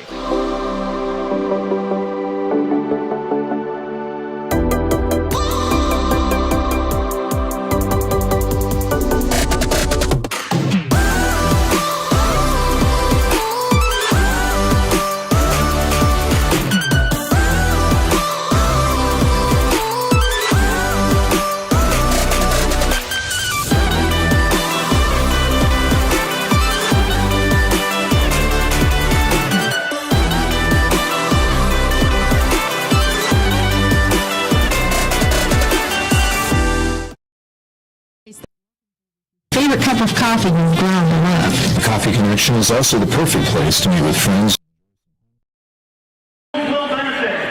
Before we get things started, let's introduce our participants. Representing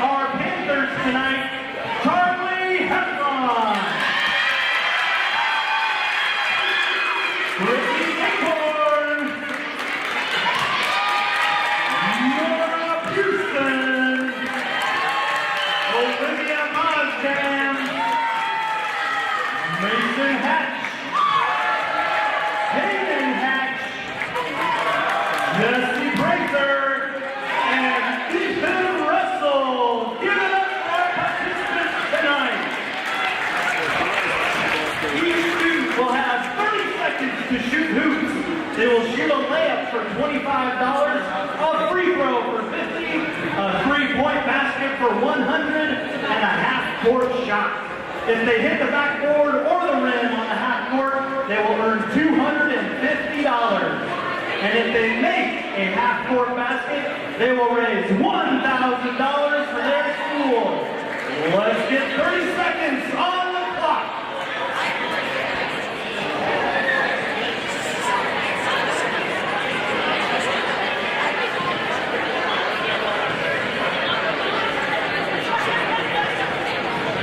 All right, we got our first participant. Here we go. On your marks.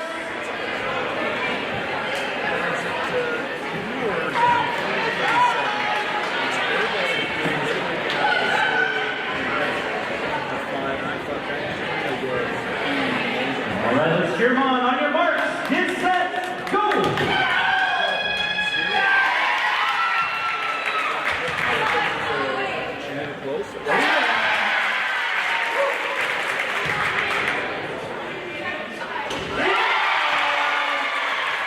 Here it is. 10 seconds.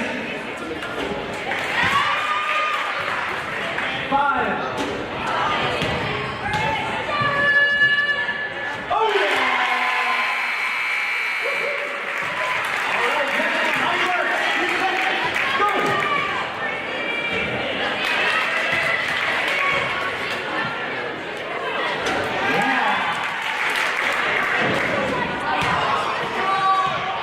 Here we go, Britt. There it is.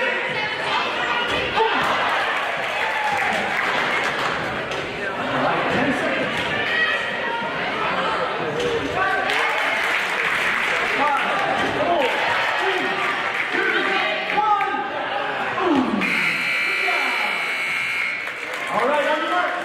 Get set. Go.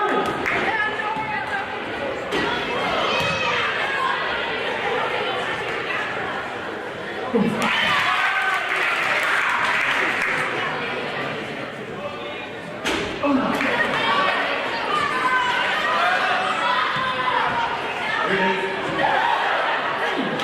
10 seconds. 5, 4, 3, 2, 1. Oh, yeah. All right, on your marks. Get set. Go.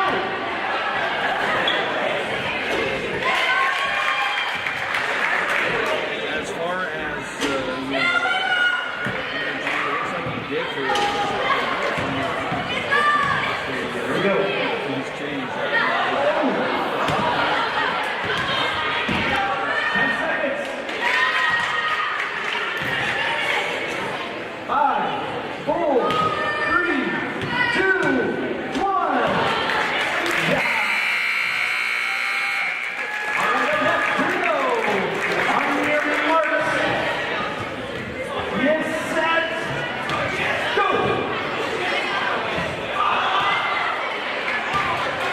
Here we go. There it is. Here it is.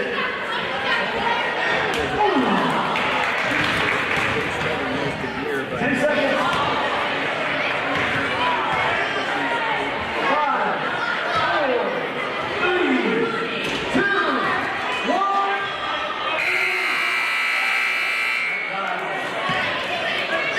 Next one up, here we go. On your marks. Get set. Go.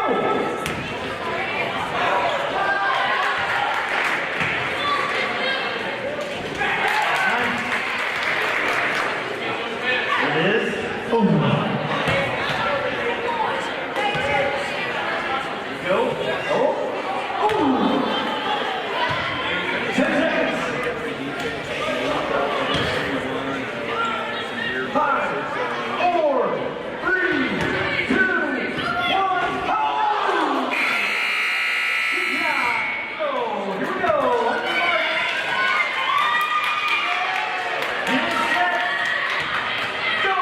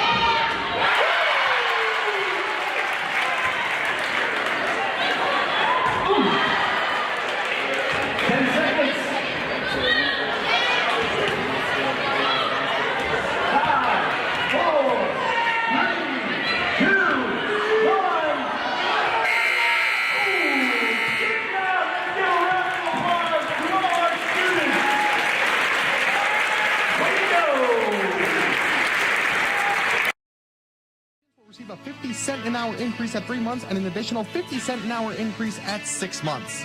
Employees will be offered weekly pay up to $1,000, a free 2-year college tuition, compressive benefits, paid vacation, and a 401k. Apply today at HormelJobsKnoxville.com. Medicare can be complicated, but not with Wellmark. Call Farm Bureau agent Cliff Douglas in Knoxville at 641-842-6214 to make choosing the right Medicare plan easy.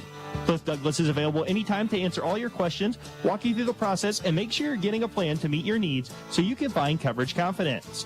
Cliff Douglas is a local authorized independent agent for Wellmark Blue Cross and Blue Shield of Iowa. To be eligible, you must reside in the service area of the plan. Wellmark Medicare Supplement insurance plans are not affiliated with any government agency. Products available at Farm Bureau Financial Services.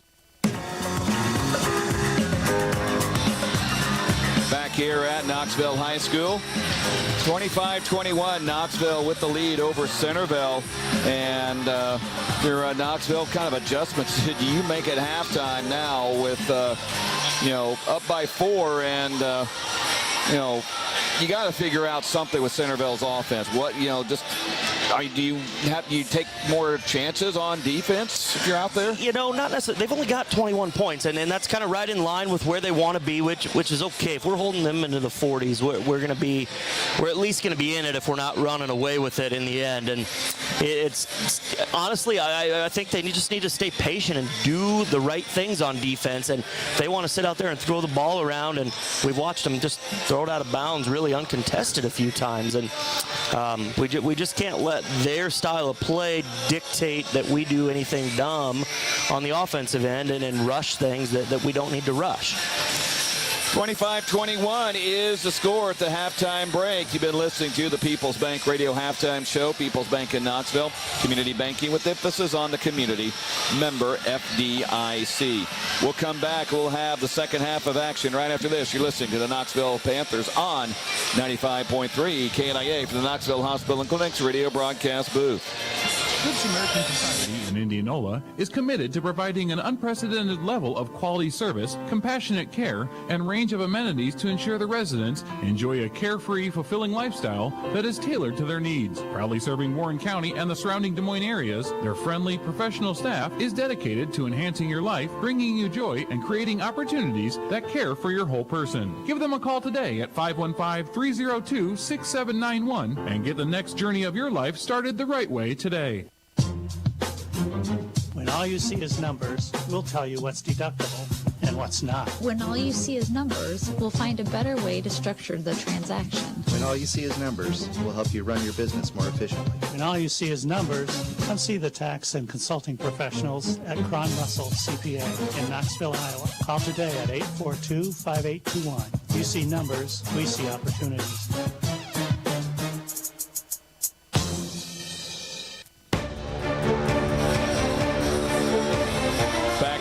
Start the second half of play in Knoxville on the Knoxville Hospital and Clinics radio broadcast booth. 25-21 the score with Knoxville on top. Give you a couple of quick Marion County Bank radio scoreboard updates.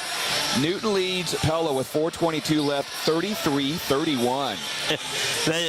That's probably the way when you got a Newton team who was a decent basketball team this year. They want to play like that. They're no slouch, and to beat a Pella team, that you got to keep that total down somewhere because they are athletic, and man, they have some ball players. Oskaloosa leads Norwalk 42-38 at Indianola, drubbing Dallas Center Grimes 55-31 into third quarter. Knoxville starts with the ball, and Jack Bertrand, count it, and put him on the line. Here we go, continuing to create. Nice job by Landon attacking the rim and pulling that defender over, and there's just no help there to stop Jack. First foul on Ryan Sinnott, first foul on Centerville, and Big Jack, or what we refer to now as the Monster, sinks the free throw, and he's got 3 points. Such a nice kid. Why would he be named the Monster? The Big Ugly Monster. I know him well enough I get to tease him. But, all right. Man, he can play that way sometimes. Oh, yeah. Here's Stevens with the ball. Stevens baseline. Stevens passes into Bird. Now around to Alivardo. Looks around. Knoxville kind of going to a zone defense. Here is Stevens with the ball. Stevens will rise up, missed a shot, rebound, taken away by Bertrand. He'll get it out to Jay Keller. Keller down court, drives in, and an off-area blocking foul. Jay got bailed out there. He was out of control and really had nowhere to go. But again, we'll take that foul call. Connor Stevens' first foul, team's first, the team's second, and Jay Keller at the free throw line. Brody Tuttle still talking to the official. Yeah, I think he's frustrated there a little bit, and Jay got free throws out of that. Kind of just dropped his shoulder and turned sideways and tried to flip it up. Keller's free throw on the way and good. He's got 4 points. 29-21, biggest lead of the game for Knoxville. And Jay's second free throw is on the way and missed that one. Tuttle will go in the other way with it. Tuttle drives up to the baseline and makes it over to Stevens. Back to Tuttle. Brody Tuttle down to Alivardo. Back to Tuttle. Baseline guarded by Noah Keefer. Over to Alivardo. Now takes it to Connor Stevens. Stevens directing traffic. Goes to Brody Tuttle. Now round to Connor Stevens. Stevens on the left side. Works it over to Alivardo. Alivardo towards the baseline right side. Drives. Cut off. Throws it out to Bird. Isaac Bird up top to Brody Tuttle. Around to Connor Stevens. Stevens dumps it inside to Ryan Sinnott, and he gets fouled. And Noah went hard to the floor.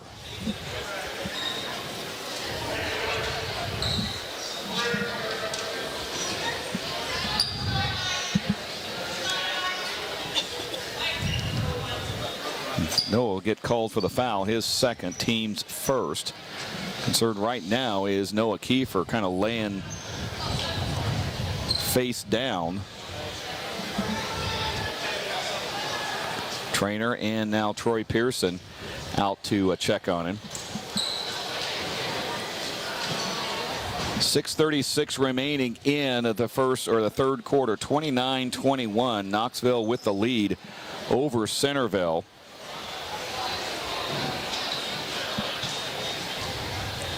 Now Noah finally rolls over.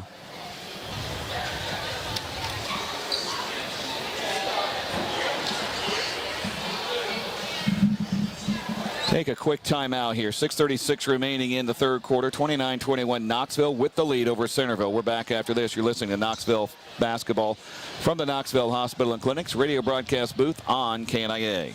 With winter weather approaching, save big now and for years to come with lower utility bills thanks to Dan's Plumbing and Heating. Dan's Plumbing and Heating and Rude are the key to making sure your home is running at maximum efficiency and an energy-efficient palace. Call Dan's Plumbing and Heating today at 842-6937 or Save Certified to help you maximize rebates. I'm Eric Pearson. Call Dan's Plumbing and Heating, your authorized Rude dealer in Knoxville today. That's 842-6937. Just as we come back, Noah Keefer up on his feet, walking to the bench.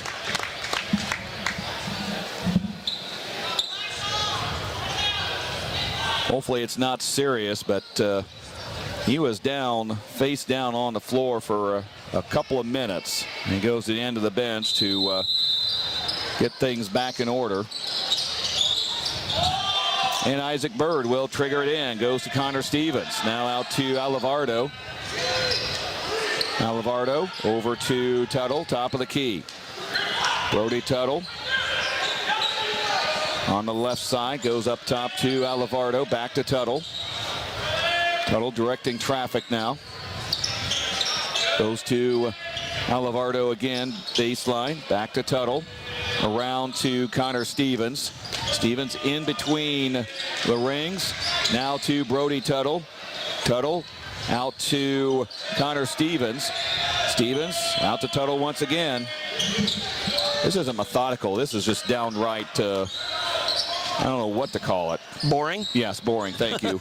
Ryan Sinnott over to Bird. Bird will put up the shot way off the mark. Rebound to Tuttle. He'll get it and puts it in and fouled. And I'll tell you what, basically from the opening tip, we have been dominated on the glass. And then that's really kept Centerville within striking distance this entire game. The amount of offensive rebounds and in easy buckets they've been able to pull here a few times off of those boards. Brody Tuttle with his 11th point, looking for number 12. And is on the way, and he got it. 12 points for Brody Tuttle, 29-24, Knoxville with the lead. Landon Norris has the ball now. Norris drives in and got kicked away, and it'll be reset to Knoxville. So Landon Norris will trigger in. Norris flies it out to Carson Unimark, out to Gabe Clark. 3 on the way, splash down, Gabe Clark. 4 threes, 12 points, 32-24. Connor Stevens now with it to Brody Tuttle. Tuttle goes to Connor Stevens once again. He'll put up the shot, no good. Rebound, taken away. Up, it's going to be an off or a jump ball. Tie up, and it'll remain with Centerville. Connor Willis into the game for Knoxville. And Brody Tuttle will put it in. Tuttle looking around. Lobs it out, and a foul on Knoxville, I believe. That will be on Connor Willis, his first. Team's second. Brody Tuttle will get it in to Connor Stevens. Stevens on the right side to Tuttle. Back around to Stevens. Stevens in between the rings. Stevens goes out to Alivardo. Alivardo down the lane. Underhand pass to Stevens, and he loses it out of bounds, I believe. Yep.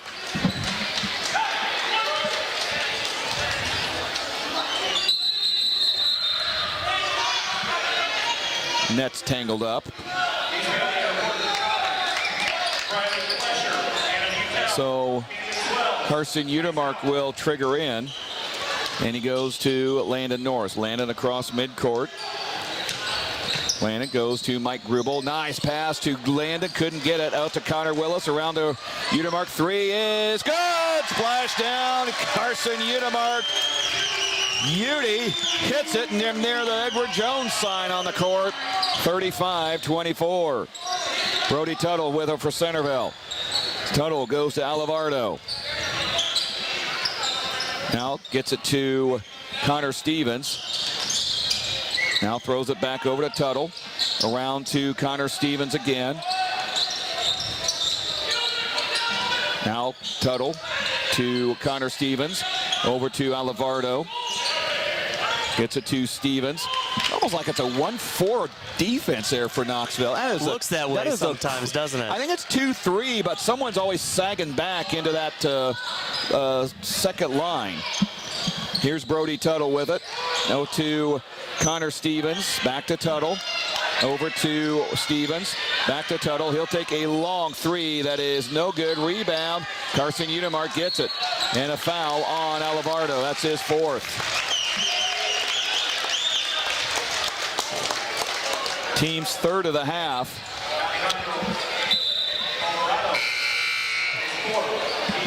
Coming into the game is Sawyer Wardlow. 3:49 remaining in the 3rd quarter. 35-24, Knoxville with the lead. This has been a struggle just because Centerville takes about a minute to a minute and a half off the clock each possession. Landon Norris across midcourt with it. Norris drives to the baseline, puts it up, and couldn't get a rebound to Mike Grubel, but it's taken away.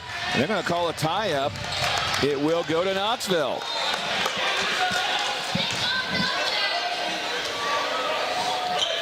So the Panthers will have it. Farm Bureau Financial Services agent Cliff Douglas Instant Radio Update. Newton pulls it off 42-38. Wow. They beat Pella. Here's Gabe Clark, a 3 around the no good. Good for the Cardinals. That's a good win, and we'll always take that.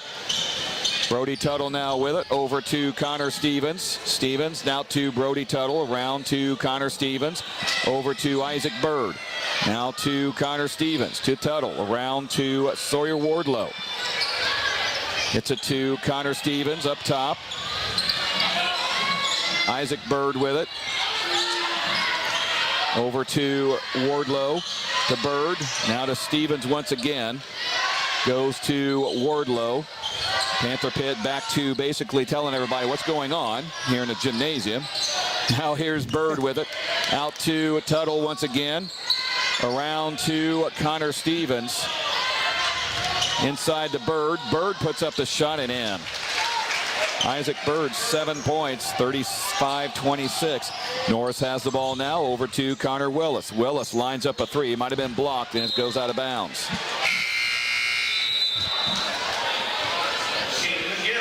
Caden McGill into the first time for Knoxville, and, well, look who's back in. Noah Keefer, apparently, he says, I'm okay. Yeah, I think it was, what I'm hearing is just more got the wind knocked out of him, and it took a few minutes to get his wits about him. Gabe Clark again, a three, no good. Rebound to Carson Unimark. Out to Norris, out to Keefer. Three on the way. It is no good. Rebound taken away by Centerville. Big Reds with it. Connor Stevens bringing it up. Around to Wardlow, to Bird. Bird now to Isaac Bird. And an offensive foul. That's candy bar number 2 coming to Noah Keefer. Good job there. You know, they play him down on the bottom of that defense, and it's traditionally it's sort of a man with some zone principles. It's a mixture, and they've really, we don't have a ton of size, but they found a way to utilize Noah in there to really push the ball away from the basket tonight, and that's been major benefit to them on defense. Landon Norris brings it up top of the key. He'll hook pass it to Gabe Clark. Clark drives down the lane and just lost the ball in midair and turns it over. Brody Tuttle with it across midcourt, goes down to Wardlow. Sawyer Wardlow inside to Daniel George, and he scores in a foul. That's got to be the shortest possession Centerville's had all night. Probably caught the Panthers off guard. Yeah. They were expecting another 55 seconds to come off. And Keefer, his third foul, team's third. Jay Keller will replace Gabe Clark in the lane. And Daniel George at the free throw line. On the way, it is good. 5 points for Daniel George, 35-29. Now here comes Landon Norris with it. Norris over to Keefer. Noah now goes towards the baseline. Gets it to Caden McGill. McGill works it back to Keefer on the left side. Keefer to Udemark in between the rings. Udemark goes to Landon Norris. Norris drives into lane, and it's going to be, I think, an offense. Nope. It's going to be on Centerville. Boy, Norris put out that elbow. Yeah, official probably could have called that either way, and nobody could have really gotten upset. Yeah. But a little bit of contact maybe before he kind of extended and pushed off, and kind of tried to force an issue, and maybe it wasn't there, but got the foul call. 35-29, and Norris will send it in. And Landon lobs it out, and he has it intercepted. Connor Stevens took it away. Here he is, Brody Tuttle to Isaac Bird. Bird inside to a cutting Connor Stevens, who has 6 points, 35-31. Centerville back in it. Jay Keller catch and shoot three, way off the mark. And Centerville has the rebound. Tuttle now with it with 1:06 remaining in the third quarter. Connor Stevens over to Isaac Bird. Back around to Connor Stevens. Gets it to Bird. Now back to Tuttle. Back to Bird, top of the key. Isaac Bird around to Daniel George. George goes to Tuttle. Now to Stevens. Back to Tuttle. Now inside to Bird. He'll get it inside to Wardlow. Lost the ball, and it's out of bounds. But he'll stay with Centerville. Kobe Higginbotham in. You know, some coaches who do run kind of a methodical pace, they say, okay, no less than 8 passes. 8 passes, not 80 passes. Yeah. Catch inside up to Bird. Puts it up, no good. Rebound to Noah Keefer. And an unfortunate travel, and now he's hurt again. I don't know what Looks like he might be grabbing a leg. He came down on his back, and I thought that's what had happened. Then he went down and grabbed his leg.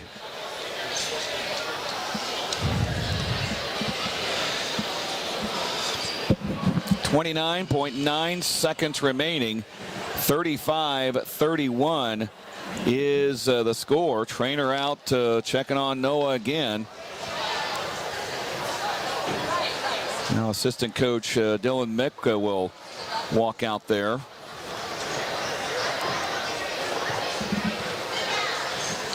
In case you missed it, presented by the Knoxville Hospital and Clinics.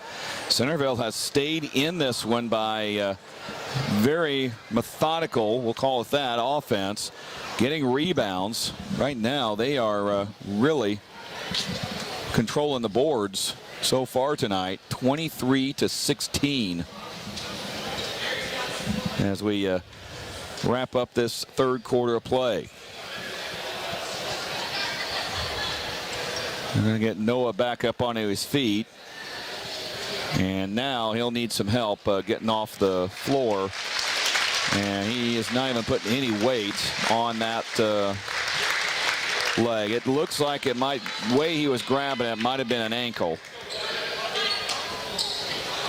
And I did see, came down on someone's foot. Must have, yeah, I don't know. Didn't really see. Pulled the rebound down and then was just down on the ground.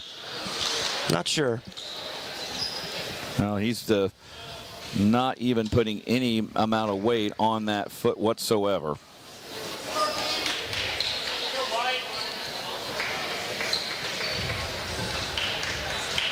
So Centerville will have it. 29.9 seconds remaining.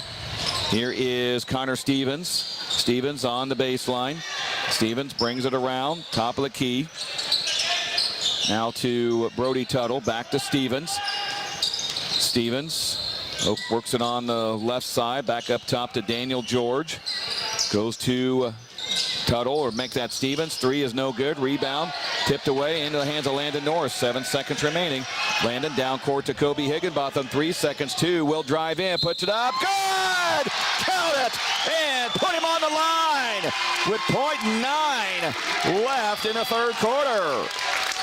Man, and what what a nice thing to have for a team, to be able to bring a freshman with the athleticism that Kobe has to come off the bench and then in there for 5 seconds and bang, a three-point play opportunity. Daniel George commits his first foul. Higginbotham at the free throw line and banks in the free throw. And that'll end the third quarter of play with the score. Knoxville 38, Centerville 31. Back for the final 8 minutes right after this. You're listening to Knoxville Basketball for the Knoxville Hospital and Clinics radio broadcast booth on KNIA.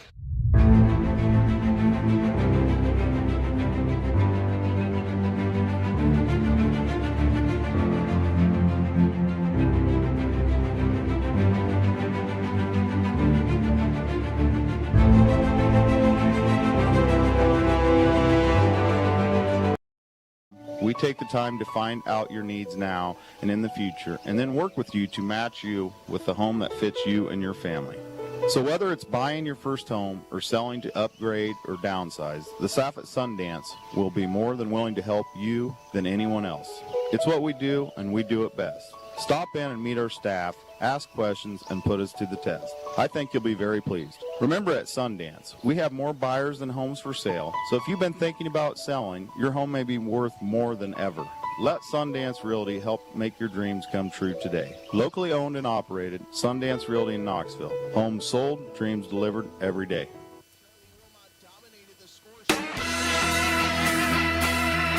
Back here at Knoxville High School inside the Knoxville Hospital and Clinics radio broadcast booth. 38-31 as we start the final quarter of play. Knoxville 38, Centerville 31. It's a final in Indianola. The Indians crush Dallas Center Grimes 79-49. Wow. And that's not an upset. That's just a blowout. That's not an upset. That is a complete and total destruction of the #1 team in Class 3A. Here is Connor Stevens for Centerville to Daniel George. Back to Stevens. 3 on the way. Off the mark. Rebound taken away by Centerville. Bird will put it up and in. That's his 9th point. 38-33. Landon Norris has the ball. Landon hands off to Caden McGill. McGill now to Gabe Clark. Double dribble.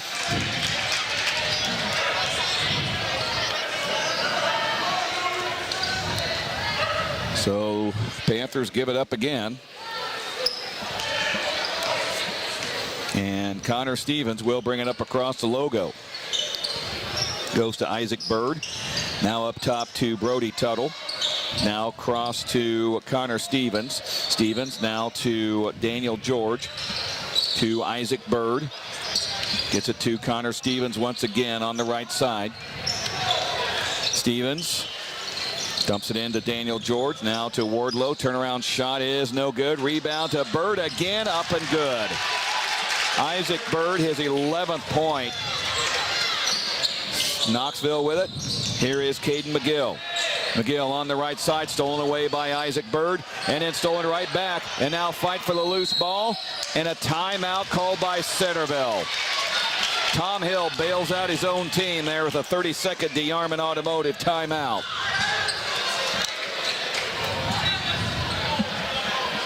.6:42 remaining in the game.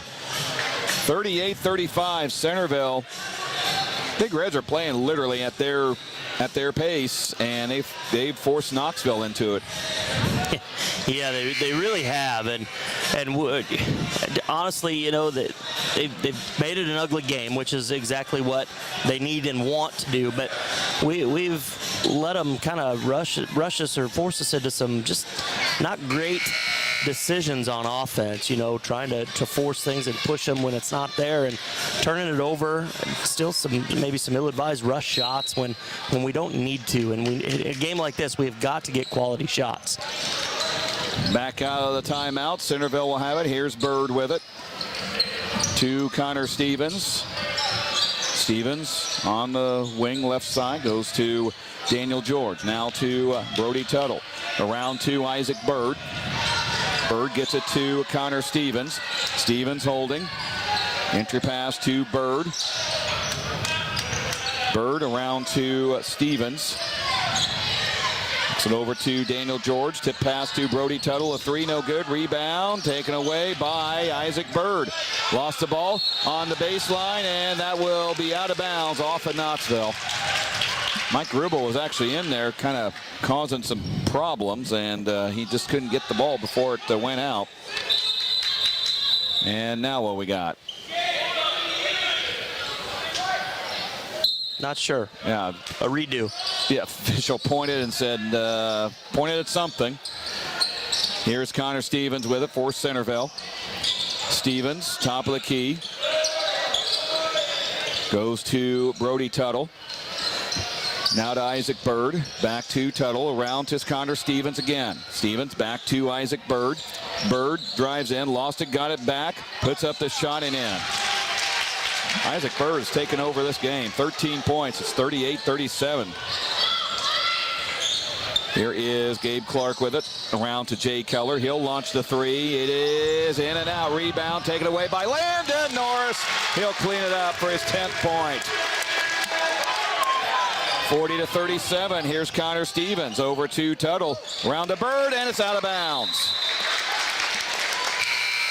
He nearly went head first into a couple ladies down there sitting on the front row. They're kind of giggling down there. They knew it was close. Now Landon Norris will trigger it in. Norris with 5:10 remaining in the game. Norris drives in, will put up the floater, no good. Rebound taken away by Daniel George. Connor Stevens across midcourt on the run. He'll slow it down, gets it to Tuttle, around to Isaac Bird. Bird back to Tuttle. Tuttle now up top to Connor Stevens. Stevens works it to Daniel George, dumps it inside to Sinnott. Ryan Sinnott out to Daniel George. George over to Tuttle. Tuttle drives in, puts up a wild shot that goes in. My goodness. 14 for Brody Tuttle, makes it 40-39. They've started to have their way on the interior now. Here is Jay Keller, puts it up, and he missed. Then he goes to the line for a couple free throws. Sinnott gets his second foul, team 7th. So Jay Keller at the free throw line.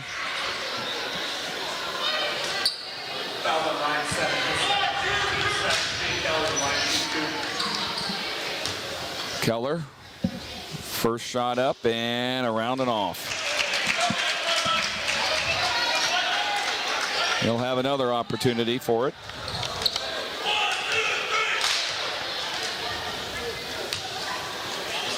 And Jay aims and fires, and he hits that. 5 points for Jay Keller, 41-39 Knoxville. Here's Stevens with the ball, top of the key. Goes to the left side.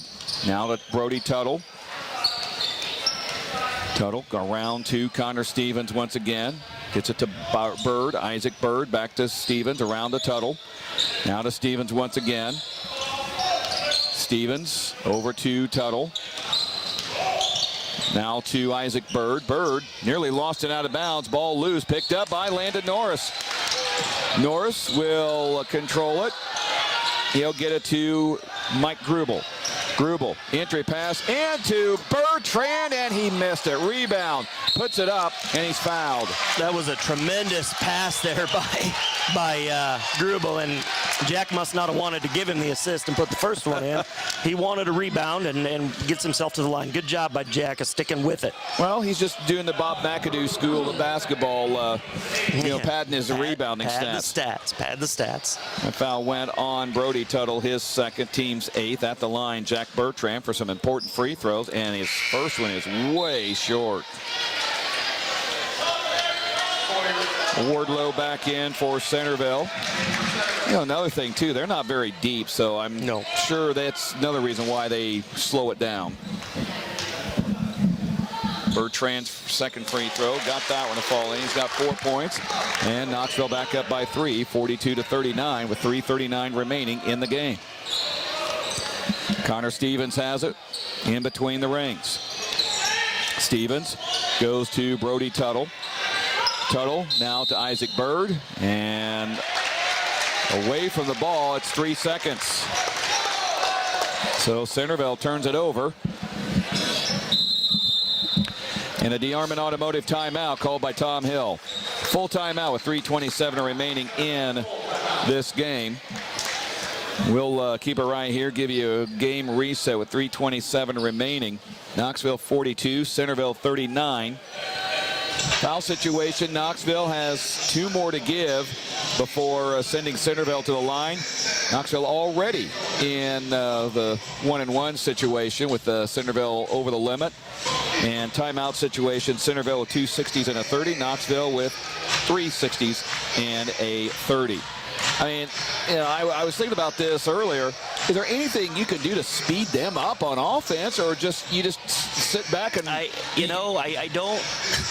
don't think so. About the only way you do that is starting to extend your defense and put more ball pressure on and maybe deny some of those first passes that they're just throwing back and forth. But that's what that may be some of what they want, because they want to be able to open up the interior. And since Noah went out with that injury, they've kind of started to really attack that inside, and because he had really done a good job of helping, just good basketball IQ and kind of understanding things back there of taking away those easy baskets. And Centerville's done a good job of finding their way in here late, and the big possession here for the Panthers with 3.5. They need to really find a good shot and try to push this thing to 4 or 5 points. Landon Norris with the ball. Entry pass to Jack Bertrand. Puts it up. Cannot get it. And the rebound to Brody Tuttle. Tuttle now will have it. He'll cross the logo. Gets it to Connor Stevens. Stevens.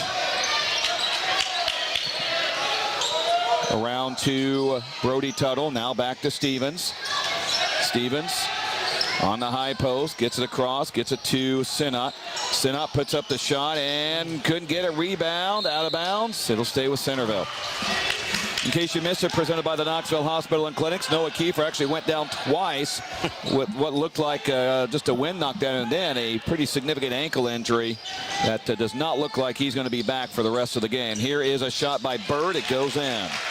15 for Isaac Bird. He has 8 in this quarter. Now here is Landon Norris. Norris goes to Clark, now to Jay Keller. Keller hands off to Mike Grubel. Grubel, backward pass, gets it to Bertrand. Oh, he saved it. Here's a 3 by Grubel. Splash down!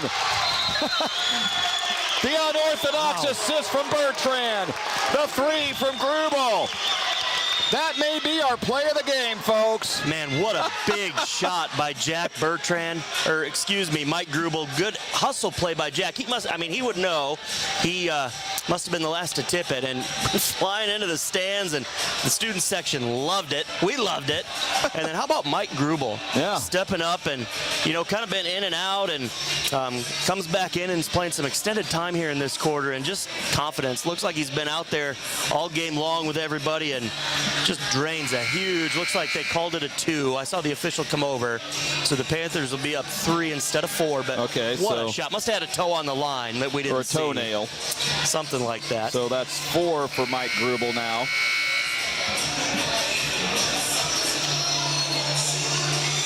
And yeah, scoring bench confirming it was a 2. So it's 44-41. Amber Vasky, even though all of her kids are graduated, still is doing the home game scorebook. She's done that for quite a while, and it's nice to see just volunteers in general. You look at several of those down there on the scores table, and a lot of those folks have been doing it for several years. And I've been here for 6 or 7. I think it looks like about the same crew. Now Judd Nelson on the scoreboard, got Turner DeVore on the microphone. Will Lee, Will Lee down he there. Runs the clock, yeah. Now, we'll have to do kind of double duty next year with the shot clock, or how? I wonder how they're going to do that. That'll be interesting. I was talking to activities director Ryan Paulson, and he says, well, depending on the room down there, if they can stick someone in there to just do shot clock, but yeah, that remains to be seen. He needs to dip into his budget and just buy a bigger bench. He needs not to be such a tightwad. Yeah, maybe put the radio station down there too. There you go. Here is Centerville with the ball. Brody Tuttle has it over to Alivardo. Now to Connor Stevens. Stevens now fakes the 3, drives in, puts up the runner, and no good. Rebound to Jack Bertrand. He'll get it to Carson Utermark. Goes to Landon Norris. Norris now throws it to Bertrand. Jack backs down, puts it up. Could not get it. Coming the other way with it is Brody Tuttle. Tuttle gets it to Stevens. Stevens top of the key, throws it to Alivardo. Alivardo works it to Brody Tuttle. Now to Isaac Bird. Bird over to Connor Stevens. Gets it to Brody Tuttle again. Now to Stevens. Goes to Isaac Bird. Goes to Brody Tuttle.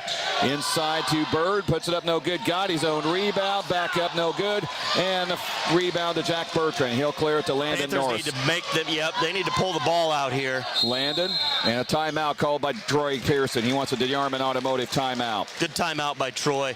We're really pushing the ball up in transition. Landon, I think he kind of got his wits there and was going to back it out, but good time to talk about it.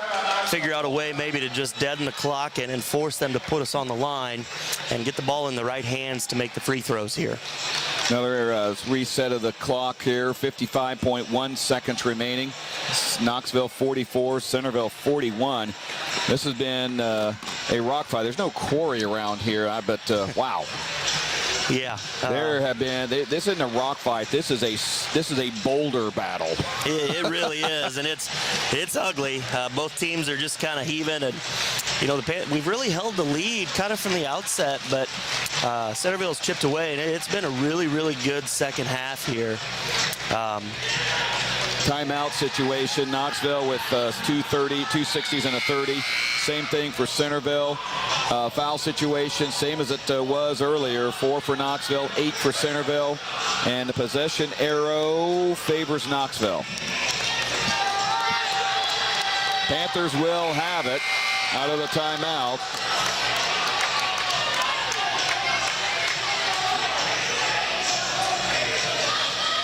Two pretty darn good free throw shooters out there in both Carson and Gabe. And right there yep. Here is Landon Norris with the ball. Landon hands it off to Carson, and they're going to foul him. That's going to go on Connor Stevens. That'll be his second, team's 9th, and Carson Utermarked at the free throw line. Totally comfortable with a kid like Carson stepping up there. One of the purest shooters that we have right now on this team, and gotten to watch him play over the years, and pretty solid free throw shooter as well. Just step up there with confidence and knock him down. Still be a 2-possession game if he makes them both. Or it'd be a 2-possession game if he makes 1 of 2. And there's your 2-possession game. No, I was trying to say it would be 2-possession game if he makes them both here. English was also one of my favorite subjects as well. Sometimes it's hard. Sometimes it just catches you. I majored in broadcasting, but I should have minored in English. English as a first language. There you go. There you go. 46-44. Good job by Carson stepping up, and a little offense for defense substitution here. Mike Grubel back in. So Centerville will have the ball. Here's Connor Stevens with it. Boy, Centerville's going to have to go. You cannot be throwing it around 16 times. Yeah, not going to get many possessions out of this. It's going to have to be a made shot for them, or they're going to be done. Alivardo over to Connor Stevens. Stevens drives down, pits it inside to Sinnott, and it is a foul on Knoxville. It's going to go on Jack Bertrand. Oh, no way. They're going to give him 2 shots out of that, too. He didn't even go up for the shot. No. Officials are discussing. How is that 2 shots? I don't know. If they're calling that body, that was before a shot. Yeah, I don't know. No. Ryan Sinnott at the free throw line, 1 of 2 tonight. First one on the way. That was way short. But he'll have another one. We tried to steal the rebound there, didn't we? Yeah, Gabe Clark tried to pull a fast one, but officials were right there. Can't get anything by him. I actually saw that happen in a high school game several years ago. Really? They actually had 2 possessions before they realized what had happened. Missed both of them. Jack Bertrand gets the board. Now Centerville's going to have to start fouling. Keep the ball, Carson. There we go. Carson has the ball, and it's thrown away, and now he commits a foul. It's okay. No free throws yet. We'll survive that one. Would have liked to see him maybe pull that out and make them come foul, and if they trap, we've got timeouts to use. Officials thought there was going to be free throws. Grubel comes in, Utermarked out. Brody Tuttle in front of the Panther pit. Will inbound to Connor Stevens across midcourt. Stevens gets it to Alivardo. Alivardo works it around to Stevens. He'll launch the 3. It is no good. Rebound to Jack Bertrand. Bertrand will clear to Mike Grubel. Grubel finally gets fouled. Boy, they let at least 7 seconds run off the clock, and now 4.1. This game's basically over. And that's kind of when you get in a tight game sometimes and you need to score quick a few times, but you're just not used to playing that way. That's really hard to do, and that maybe kind of jumped up and bit them right there. And but again, we'll take it. Mike Grubel at the free throw line. He's got 4 points on the night. First one on the way, no good.